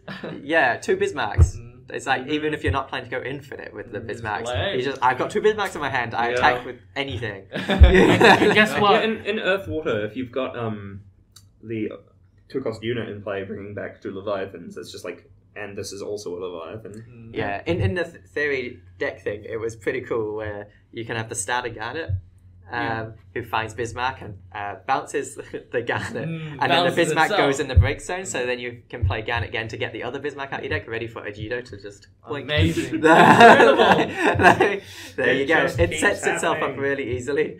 Okay. And then this is category 11. Star Sybil! Yeah, Star Sybil finds it. Yep. How many are you running? Like maximum 2? I run 3. Really? This thing? I wouldn't snap 3 on this. No. It's really expensive and situationally timed. Have you seen like the space that you're 3 or 5, because the 3 and 5 drops kind of occupy the same space more or less. Yeah. So like, and so like you only have a limited number of 3 or 5 drops. I suppose also like because Star Sybil can search for this. Like if you're paying if you're playing 3 of them, you're saying I want to play as soon as I can. Yeah. And he doesn't really as early in the game. I would, and you don't need to do that with this card. I would I would play think 3 it's Star Sybil and one of this. That's what I would do. Yeah, I think that's alright. Yeah, that's and okay. when I need it, I'll just get it. And also I suppose minor exists as well. Yeah. So Yeah. like, you can. And if it goes to damage, like your whole deck isn't like contingent on this card. Yeah. Unless it is the mill deck. In that case, Like, that's where I'm thinking about it. Like it wants to bring back multiple Velaforce. Yeah. But even maybe then, more than once. Even then, 2 is probably where I would put it. I don't know. Yeah. If you're breaking it with Deleter, then I guess there's reason to play 3. But then why are you just playing minors? Like, it's like because the minor can bring back the Deleter. Oh no, not the Deleter, because I'm saying you play minors instead. But that can bring back other forwards like Trey or whatever if it's somehow died. I need the Velaforce back too. Yeah. Yeah, the minor gets this back. Yeah, but how's alright? So, I'm sorry. And you're already playing minor in that deck because it's very grindy. Yeah. Yeah. Anyway, so yeah, that's good. And the last card before we move into the next segment. So Chris, do you want to tell us the next card? Yeah, it's Kurosame. So he's an EX bursting 5-drop 7k. What's his job?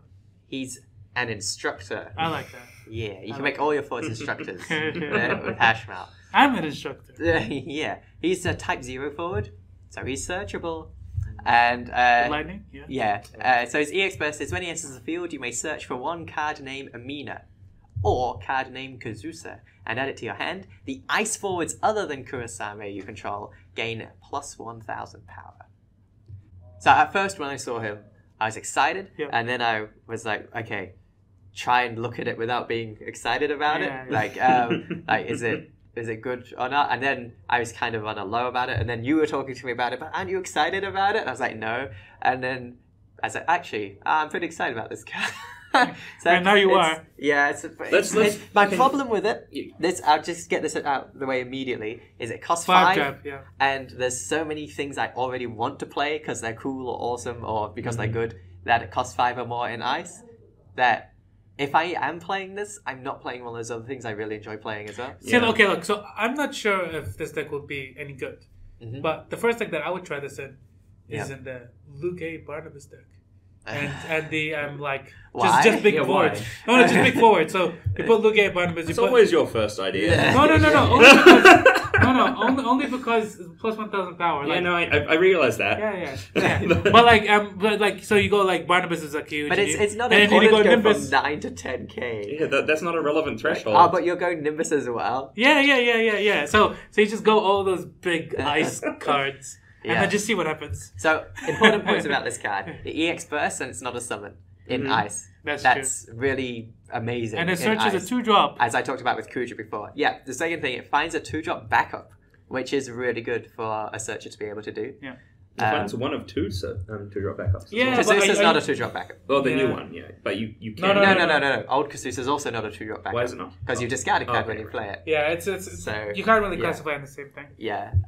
But yeah, so I would play the new Kazusa with this one. I'll play like 3 Emina and maybe 2 Kazusa and like 2 of this or something. Yep. 3 of this because it's power. How much does the new Kazusa cost? Is he 5? 5, so she drops him down to a 4 as well. Yeah. That Kazusa also EX bursts. No, it doesn't. Doesn't it? No. Oh, I'm getting confused with Sid Reigns. Yes. Okay, it doesn't EX burst. No, it doesn't. But I would still run 3 because this is Ice's Warrior of Light. And the one that's like give plus 1. Yeah, Anthem. I suppose. Yeah. So it's like 3 drops every K. It is. I mean, again, like this goes back to what it's competing with. Like it's a 5-drop, not category 6. That's what I'm saying. I'm not putting other category 6. I'm just putting big forwards in. And just smashing face. I'm thinking. No, I'm trying to think of like a real good deck. I think you're more likely to see this maybe in those ice fire lists that are quite prevalent at the moment. How come? Because it's another buff to all of their sellers and locks, and it is a 3-drop, really, realistically. And they already play things like Kazusa, like the old Kazusa. Yeah. You mean the mid-range you control by ice? Yeah. Yeah, I know what you mean. The ones where the only fire forward really is not Firion now. And Vivi.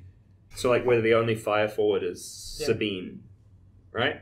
Oh, yeah. Sabine, yeah. So that deck usually we went has... through Firion Godot. No. That deck actually does usually have Firion and usually has Vivi. Well, really? I mean, I've seen Vivis. I haven't seen anything other than... No, Firion is... Okay, Is this just the generic Ice Fire list? Yeah, but like I see the Kurosame being relevant there more than... Like within the decks that currently exist, that's where I can imagine him fitting, because, like I said, they already play Kazusa. Yeah. And like pumping up your locks to 9k. But you have to. Relevant. I think you have to fit in Amino as well. I think so. so. You definitely like you can't just rely on Kazusa's for this. Because Kazusa's slightly conditional. Yeah. Well, no, because I suppose you would still play Amino because he becomes 4-drop. Yeah. Well, I'm just wondering about their backup line. That's another good thing, is that you can play the other one. No matter which way round you do it, Amino and Kurosame go well together. Yeah. But is Amina a good person? Okay. Yeah, all three of them. Yeah, they're all on the side of the cadets. Really, Kazusa doesn't seem. Yeah, he's just a researcher. He's just a random chill guy. Okay. He looks like a mad researcher. He looks like one, but one I of the don't know. One of the reasons I went less excited about this card was that he finds these situational things, and that's it. Like you can't just play him and find something good for any situation. It's not like Steiner in that sense. Oh no, I mean, in that case, having just 2-drop backup is not bad. Yeah, but if you've already got Amino in play, then he becomes like a 2-drop 7k. You take out the Amino pat, and then he finds Kazusa if he's finding anything relevant other than just being a 3-drop 7k. Yeah. Right? Well, he also comes with the buff. That's the thing. 3-drop 7k with the buff, but that's still worse than a Warrior Flag. If you've already got Amino, he becomes 2-drop 7k, which is pretty good. Does that make it worse than a Warrior? The I've played against your Warriors. Yeah, the Warriors of Light have action abilities as well. But like I haven't seen, other than Arc is kind of the only one I've ever seen the action ability used of. Yeah, because I'm stacking Warriors of Light. Yeah, no, you can't stack a lot of ice buffs. Yeah, you can't do that. But I've tried Luneth. It's okay. It's more of like a win more thing. But the majority of things that they use it for is to avoid Alcid. So they leave like 3 earth or fire things up. Arc is bonkers though. Oh, but if you build your deck around Arc is much better than Ignis or Luneth. And then with these Kazusas, they do break themselves. Yeah. Both Kazusas break themselves. So he's not like necessarily always dead. Like you can find something. It's just the fact that it's always very flexible what he finds, but the psychology of it, you find the new Kazusa and you're like, okay, your turn, do you want to attack me and duel your guys, unless you've got Gallant in play. I've got this, do 10k. I feel like if you're playing Amina anyway. Sorry? Do you reckon new Amina will be printed? I have no idea. Like, I had no idea if they put a new Kurosame, because the old Kurosame also went with Kazusa. Speaking of the old Kurosame, will you play this with this? Because you're playing Amina as well, like, anyway? I don't think I would, still. That one is a 4-drop 8k EX burst as well. 9k. It doesn't EX burst. No. It just freezes 2 forwards. It does the EX burst, doesn't it? No, he doesn't. It doesn't. He just comes I actually tried playing Amina Kurosame when they came, like the original ones. Yeah. I mean, it was good because it's a 4-drop 9k that throws 2 things, but like ice is like better now. You know.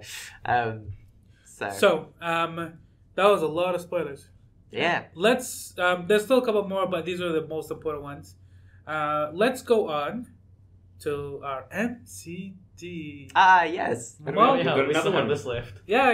And there's the puzzle as well. The puzzle afterwards. Yes. The puzzle. Do we have a new puzzle? Coming up next after these ads. Now, MCD, Mogpod Community Designs. This is where you guys send us your ideas for cards with the Final Fantasy TCG. And this submission, we got it. His name is Valkyrie Drew. Valkyrie Jew. Valkyrie Jew, okay? And he was thinking about this. Joo? Yeah. That's it. I'm sorry if I butchered your name, but yeah, I'm sorry too. That's the best I could do. I at least wanted to give you the respect of attempting to. Anyways, so he was really excited. Now he's been thinking about this Gilgamesh. This is what the card is. Ever since he saw the bars with all jobs, which is basically back in Opus 1, and he was like, Gilgamesh is from FF5, right? Bards is from FF5, right? And so maybe these are those true facts. And the FF5 Gilgamesh has appeared. He's like the only character who's appeared in multiple Final Fantasy installments. Oh, Well, I mean, yeah, I guess a single entity. And it's been him. Right? Presumably, it's been hinted, but even though there's no, because there's different category Gilgamesh. Like Final Fantasy 13 has category Gilgamesh, but we assume that it's the same Gilgamesh. Yeah, right. Actually, in I believe in Mobius, it actually explicitly says is the one. Okay. Yeah. Okay. That he's the same guy. But in Mobius, and I think in Dissidia Duodecim as well. That's right. It's implied that it is. What about Black it's at least very Tortoise heavily. Gilgamesh? He's not. He's not. Anyways, so let's get on to the card. This is Gilgamesh at 4 CP, 8K Dark Forward. His job is Praetorian, which is the same as other Gilgamesh. Category 5. So his line of text is Gilgamesh has all the categories. All the categories. And he has an S ability called Ultimate Illusion. S3 generic CP. Name one category. For each character you control that belongs to that category, deal 2k to all forwards and opponent controls. I just realized that's character. For each character you control that belongs to that category. That's quite strong. It's very, very strong. It's really not hard to spam your backups all in one category. If you're a 9, you know what? Right? Yeah, what other ones can you do that with? 14 is pretty simple. Even 7, even 7. 7. Oh, I'm just wondering because so long as in each of those categories they're already competing for a powerful light or dark card, that ends up being kind of balanced. In 9, if you're going for Gilgamesh, you're not getting Zidane. Yeah. That's right. If you're which going is a huge for 7, you're not getting Clouds or Sephiroth. Thing is, there are other Clouds and Zidanes. Yeah. Oh yeah. No. Well, I mean, not if you're playing traditional. Actually, you open up other options by not playing the light Cloud and Zidane. Not for Zidane in a 9 deck that has all your backups. Yeah, he's right about the Fire Water Zidane. But the Fire Water deck. But what you can do is not in a category deck. You a lot of backups are just from 3 or 4. Yeah. So just you can randomly get this off for 8k because he always counts. So it's always gonna be. Well, one of the things that actually popped in my head was that if this actually got printed, right? It would immediately go right next to Jesse in the ban list for title series. Yeah, probably. It's immediately because 5 is one of the categories that has the most standard unit backups. It does. It has a lot of good 5. I just also want to point out, the starter Vaughn basically has that effect. If we're just looking at its backups, it's just slightly better. But that's to 1 forward. That's true. Yeah. One and mini are very different. Well, we were comparing it to Freya. So Freya is a 3-drop 5k with an S ability S and 2 lightning. For each drop, Jagroon and card name Jagroon you control do 2,000 damage to all forwards your opponent controls. So that's not light or dark, so that gives it points. But also, there's no Jagroon backups, so they kind of always have to be all forwards. Yeah, but if they do print Dragoon backups, then would Freya contend Illua spot? Probably not. But hey, it's always one can dream. One can dream. Something you have to keep in mind. You can combine them together and you minus 2k and do 2k for each Dragoon. Wipe the board. Well, if you want other Gilgamesh to discard to this one, you'll probably be enlightening as well. Yeah, there are a lot of Gilgameshes, so you can get this pretty easily. The only thing that irks me about this is that you can't really interact with categories. For example, you might be able to interact with jobs. Can you? I mean, you can just you can remove jobs. Yeah, you can. Yeah, with you can remove jobs as well. Yeah. So you can remove a job, but you can't really. In fact, it's you're no longer for Final Fantasy 7. You're no longer. I was what's happening? What am I doing? You can just erase them from the timeline. Go back, delete the data. You can remove his abilities. Yeah. But then that still only takes away one category. And not if it's category 5. No, I mean you remove the rest of his text. So you're saying, all right, do it now or don't do it at all this time. So I don't think that this is an unfair card. I think it's powerful, but it's not powerful. It's certainly not. Light and dark spots always have an opportunity. This one is roughly as powerful as I think any other. He's dark. Light or dark. Also, he comes with a free 8k from your opponent. He does. Oh my god. So he's a category 2 forward. Oh, Chris, you're right. Oh, wait, that pushes him And over he's the a dad edge. forward, Oh, so wait. he takes a cane as Wow. well. Oh my god, this is a forward It went full circle. Yeah. It went full circle. Yeah, He's the ultimate value. Yeah. And then... wait, and those are just 2 extra forwards of a certain category. Yep. Oh, exactly, right? Yep. Yeah. Yep. So And there then you can go. like S it and then GG. I mean, they're both in different categories. Yeah, they're both in different. So- I said a certain one. So Yeah, if you so have you can other fight 2s or one. other 4. Kane from 4 is actually like that because you can have a lot of other 4 characters just incidentally. Yeah. Yep. So yeah, there you go. Like Insane card. Insane card. comes with free 8k. It doesn't take a lot of. In fact, like having You 3 need category three 4 backups. characters would kill off my Your whole board. pretty my much. whole board and my Palantir Yeah. list. I mean, like having 3 backups of a category is not that difficult. It's not really at all. Because like a lot of the standard unit backups. Alright, so Kevin, would you play as a new Scion deck? Maybe. Exactly, right? Because you've got so many Scions. Yeah. that- Yeah, there's But- no light or 14, dark. there's no colour. light And or wait, dark and even colour. minor counts as FF14? Yeah, And it's like, because it's like, come on, like, it's just That's not GG. bad. Yeah. Well, I mean, that's what you'd want, right? If they were printing this card, they'd want there to be big payoff decks for it. That's gonna be hilarious though. If you just name special as your category. He's a special. Wow. That's gonna be the most insulting board wipe ever. Special. And what do you have? You have like Fat Chocobo, Fat Chocobo and then normal that one's Chocobo, a and standard that's it? unit. Yeah, And that's the it. Moogle. Wow. Oh yeah. The You can Moogle. deal 6k to all your opponent's forwards. I mean, No, they 1, 2, have 3. multi-card icons, so 4, Well, 5. No, 5. So you can deal 10k. Oh, and the Chocobo. Yeah. Right, You can deal 10k. no, Easy. he's 12k because he counts as well. Oh, true. 12k. There you He's go. special. Yeah, Gilgamesh is special, guys. Oh, man. Also, he's another Gilgamesh with an S. Yeah.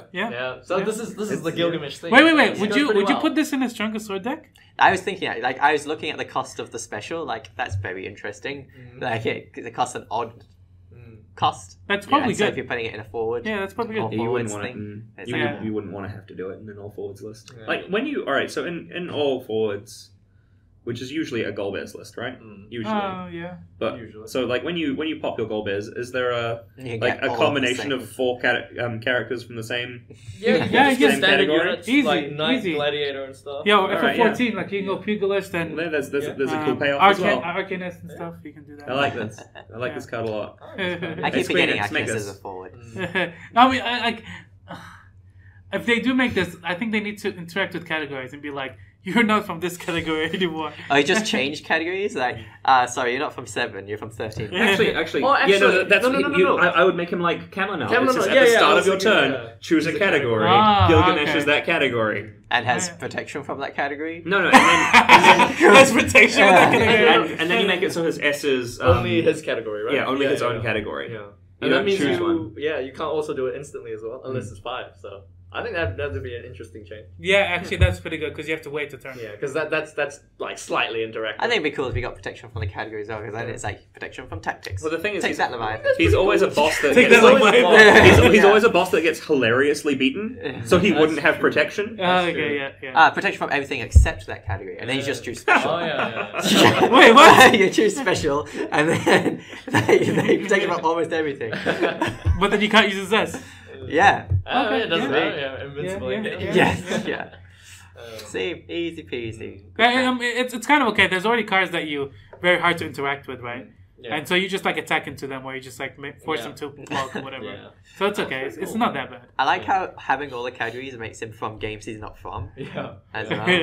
What if they just list all the categories? Gilgamesh has the following categories. It's like 1, 2, 3, 4, 5, 6. And then they put in like Final Fantasy games that haven't released yet, like Yeah. 16, Yeah. 18, 21. Yeah. Oh, Look how far ahead we're planning, this guys. is like Zelda and the disc game. And then like He's in Kingdom Hearts 3. Yeah, Zelda. yeah, no, and like the Final Fantasy CG spoils the end of Final Fantasy because like that's the final Fantasy. He'd be in Lords of Vermilion with Yeah. this text as well. He would be. Yeah. He would be in He'd be happy games with that aren't Final Fantasy games. Yeah.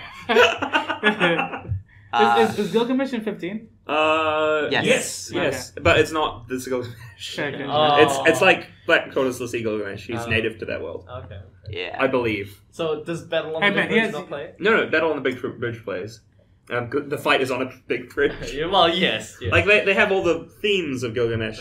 At least, maybe it is Gilgamesh, but I don't think it's ever explicitly stated. He's not the same kind of character. He doesn't act the wacky way that Gilgamesh tends to. He'd be pretty cool in a Fatatu deck. Because they've got quite a lot of backups and forwards. Yeah. And then just spam and then kill in the attack. Yeah. Combine with Illua. Yeah. Oh yeah. Combines with Illua. Wait, yeah, like even if you just have 3, you can like Esset and then Lua, and then 8K's done. And he's got haste. Yeah. So you deal with those. He does have haste. Yeah, he'd go pretty good in a Fatatu. Do you reckon he needs to delve or no? I don't care. No, I don't think he needs I think he's fine. Yeah. I mean, if we look at that new Garland is like kill a thing and then deal 5 to everything. Yeah. So, yeah. No, I think he's fine. I think he's fine as well. So, thanks very much for your submission. So, make sure to send us your card designs at mogpodgaming@gmail.com, and you might be featured in the next podcast. Yeah. So the next podcast is going to be our final podcast. But before that... Our final podcast? For season 2. Oh, okay. You got scared. But before that, remember we had a puzzle for the community. Oh, yeah. Fine. Kevin, can you tell us what the puzzle was? Okay, so I believe the puzzle was how much of the top of your deck, how much of your deck can you know at any given time? Mm-hmm. By creating... Like the order of the deck. The order of the cards in your deck. I'm not sure if we explicitly stated if your opponent could help you or not. But, which means we could just have 2 categories. Yeah, which means we have two categories. With opponent assistance and without opponent assistance. Something important to remember is a normal game, the state that you go through. Yeah. So you've got to consider that every time you take a turn, you draw 2 cards out of your deck. Mm-hmm. That's potential. If you have a way to find out your whole deck, that takes out 2 cards that you could have a look at. And you've got to you're allowed to start at any turn you like with any board state you like, so long as you could have actually got to that board state, and take into account the resources you would have drawn and spent to get to that board state. Point, yeah. And you assume that your opponent doesn't remove all your forwards, obviously. You assume your opponent isn't harming you. Yeah. So let's talk about the submission that kind of broke the rules a little bit in terms of your opponent helping you, right? This was submitted by Chris Metesky. He's from Australia as well. Yeah. Not as well. What am I saying? We're from New Zealand. He found out that using by the help of your opponent, you can find out the order of the 42 cards in your deck. That's a lot of cards. Yeah. That's very good. So he uses the same thing that we've talked about in the past in the podcast about the Kimari special. That infinite. Yeah. So if your opponent has Kimari and then they Kimari special one of your forwards, then you Kimari special their Kimari, you get Kimari's S and the S of your forward as well, and you can keep on using your forward's S and then once raging his Kimari to keep on doing that infinitely, right? And if you use something like Palom, you can deal 7 points of damage in one go. Well, why would you do that when you can know the order of your deck? Exactly, right? Yeah, exactly. Right? So stupid. So what happens is that the opponent goes first, right? They play Leon, which makes you play forward, and then they play Kimari, and then they pass, right? And then your turn, you play Kimari, and then you play Ace. I'm presuming you've already played Kimari off the Leon. Oh yeah. You play the Kimari or the Ace, doesn't matter, right? And then so you got the Kimari and the Ace, and the Ace is from Opus 3. They has this S ability of cut cards. Where do you look at the top 5 or top 10? Top 4. Top 4. 4. Oh, okay. Okay. That cards would be a lot stronger. It would be. Anyways, oh god. Deal 4K for each to get revealed this way. Giant death laser from space. Those are some stacked cards. Anyway, so what happens is that then on your opponent, does it have to be on your opponent's turn? I mean, that's just the earliest point. Yeah, because they spent all their cards to play those cards. Oh right, of course, yeah. So then they draw a Kimari and an Earth card, and then they use Ronsa Rage on your Ace, and then you Ronsa Rage their Kimari, and then you just cut cards 11 times. You just keep on cutting cards and just ordering them. And in your deck has no cadets. Oh, it doesn't matter? Because you don't want to kill anything. Is that not 43? 11 times? No. But if you're going second, you're going second, and you don't get a second turn, right? So you just draw 7, and that's it. I guess so. So it is. Yeah, it is 43, it sounds like 43. Then yeah. Oh, okay. Yeah. 43. That's so much. Yeah. That's the rest. I mean, it's a turn 1. Yeah. So. Yeah. Wait, do you have enough though? So can you play discard 2 to play ace and then have you can do that. Okay, so that's really pretty impressive. Cool. Yeah, pretty cool. Although pretty simple. Pretty simple. It's simple, but I didn't think of anything like this as well. To be although. So if we remove Kimari and your opponent assisting you from the equation, what do we? I still don't want to discredit that because that's still you got to think. Oh no, about it's valid answer. So thanks for that, Chris. Yeah. Next one was from Lawrence Nguyen. He got 34 cards. Here you go second, and then on turn 1 you play Add a Mission by discarding Grip, of course, and then you put 5 on the bottom of your deck. So you know 5 on your bottom of your deck already now. And you play. Wait, wouldn't you mulligan first? So you know the 5 bottom of the deck anyway? It might not matter. Okay. Because I don't know how many cards are left in the deck. Right. Wait. Mulligans. That changes everything. The original thing was saying cards from the top of your deck. Right. So if you're putting cards on the bottom of your deck and they're included in what you know, it doesn't matter if you mulligan or not. Because you'll know your whole deck at the end anyway. No. Right? But so if you want to do this earlier, you have to you stack up because all the. Okay. I haven't actually seen the whole sequence yet, but if it saves a turn by mulliganing, then it add cards to the deck. Yeah. So turn 1 you play Add a Mission, put 5 on the bottom of the deck. You play Yuna by discarding. So then this little summary here, we've got 7 cards drawn, 3 in the hand, 2 backups in play, 43 cards in the deck, and 5 at the bottom that you know. Yeah. Turn 2, you play Battleron with backups and discarding 1 card. Yeah. What's Battleron? 4 drop, look at the top 4, put 1 in your hand. Oh, that guy. Yeah. So you got 10 cards drawn, 3 cards in hand, 3 backups in play, 41 in deck, 8 at the bottom of the deck. Turn 3, you play Balthier. Wait. Yep. 43 minus 3 is 40. Okay, because you draw 1 off of Battleron. Yeah. So you have 40 cards in your deck at this point. So then, turn 3, you play Balthier from the starter deck. Yeah. With all your backups and discarding a card. You don't reveal a Sky Pirate, so you don't draw a card. But you've seen things. You've seen things. You've seen things. And then this is why they didn't print lots of Sky Pirates. I've read more Sky Pirates than and then you play Realm as well. So it looks like we're playing all the things that look at things on the bottom. Things and put them on the bottom. So that's 12. And then turn 4, you Leviathan your Realm. You play your Realm. Again. And with the Realm, the same as the Balthier. You don't reveal something it can find. Yeah. And then turn 5, you Bismarck your Realm and play the Realm again. You Bismarck is 1 CP because of Yuna. Play the Realm again. And Bismarck again. Well, 3 times. It says here you Bismarck again because this time you do reveal a water monster with Realm. Because you need you need to be able to play Bismarck. This is really creative. So we Bismarcked Realm a bunch of times. And then you play it again.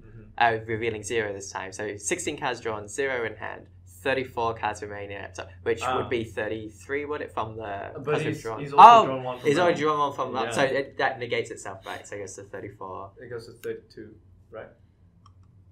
No, because in this case you just don't reveal a water monster for the one where you have to reveal, because if you've drawn 1 from that no. But that I think he's counted that in his resources. So I'm not sure, but you get to know what's left. Yeah. And the order they're in. So thanks for the submission, but I think someone's done a little better. So this is Ryan Stolarski, is the last submission that we're gonna talk about. So Kevin, do you want to tell us about this one? Okay, so he pretty much has most of a similar process. Yeah. Except he plays Fire Ace, which is on the turn 4 instead of Bismarcking Realm. It's actually the same cost, but you just don't have to play Yuna. And then on turn 5, he does some like stack shenanigans with the 4 CP forward Riku and the Legend Valor 4 to get your entire board back to your hand, which you can then automation to the bottom, which is really interesting. Oh, that's cool. Yeah. So wait, that's the only way in the game to make your deck larger, right? That would be the only way. No, that still doesn't make it. Oh, right, because you still draw that many. You still draw that. Yeah, never mind.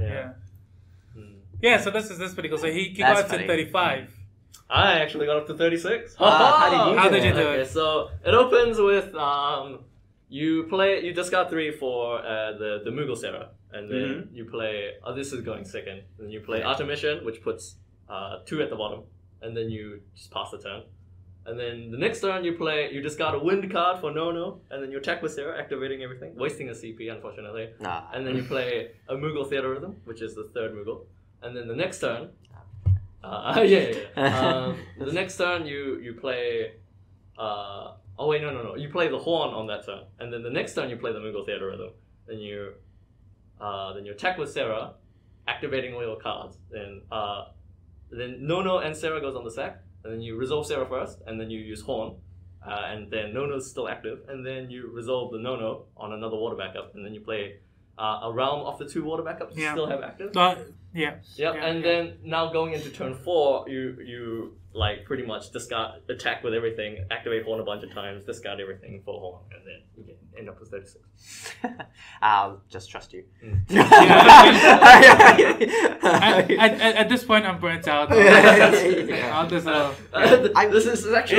It is an interesting thought exercise. Yeah. But ultimately pointless. I'm really happy with the engagement though for you guys. Yeah.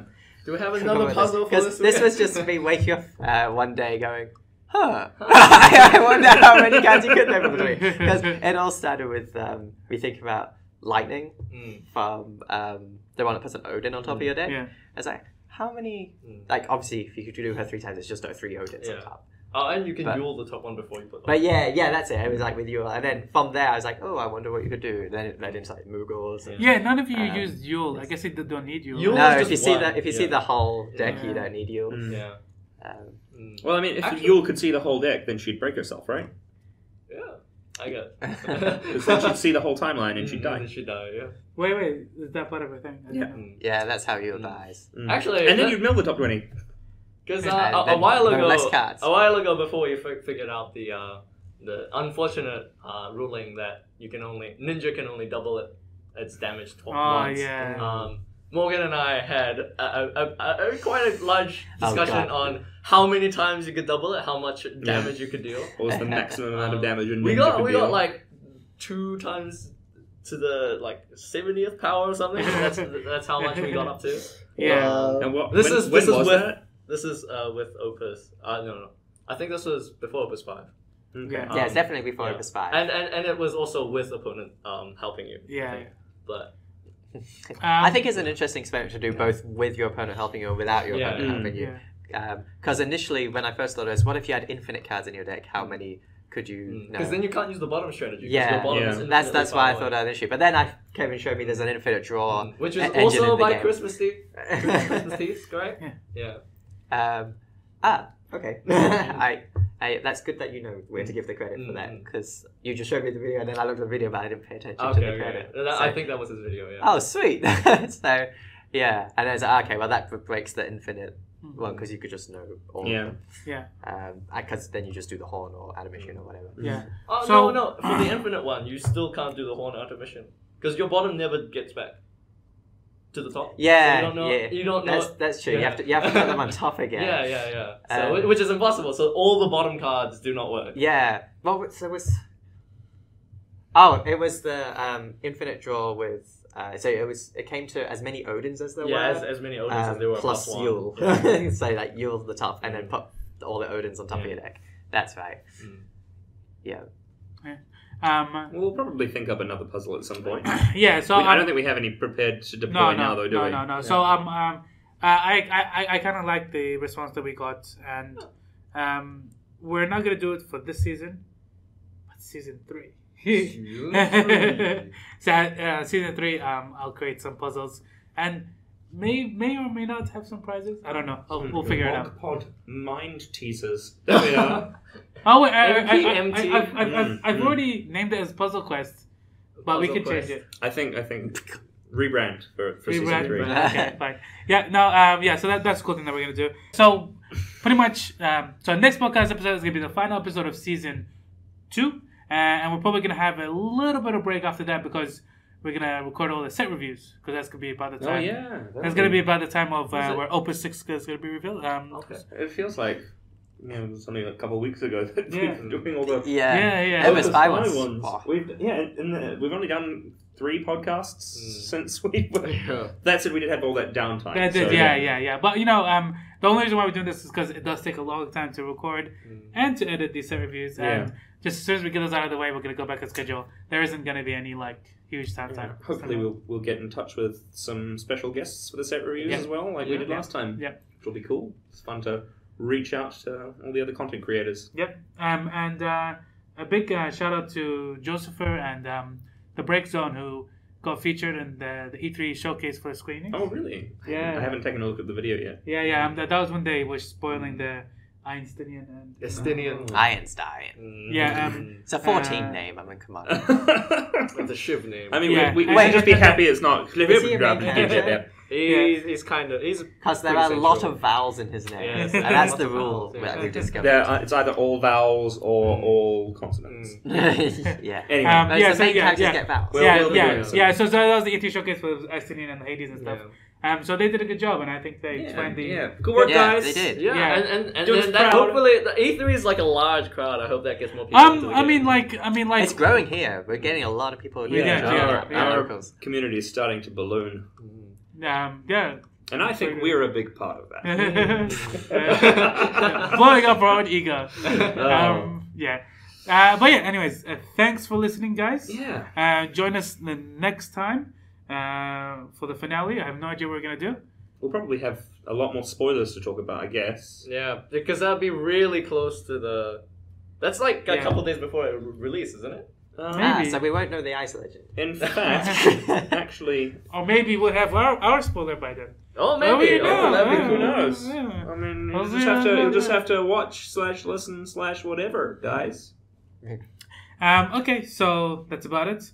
Don't forget to send in your submissions to mogpodgaming@gmail.com. Don't forget to like our Facebook page. Don't forget to follow us on Twitter. Follow us on... subscribe to YouTube. All the various socials. Ooh, maybe send us some, puzzles. Oh, yeah, if you have a puzzle, send us a puzzle. If you've got a puzzle, send it to us. Yeah. And then we might do something. Next season. We'll put it in a box. Next episode. And we'll open the box when we have run out of ideas of our own. No, you'll put it in a box called Schrodinger's box. Ah, yeah. Schrodinger's box. Is that a box that might be alive or might be dead? You have to open to find out. But what do you open? Another box? Is it inside a box? Yeah.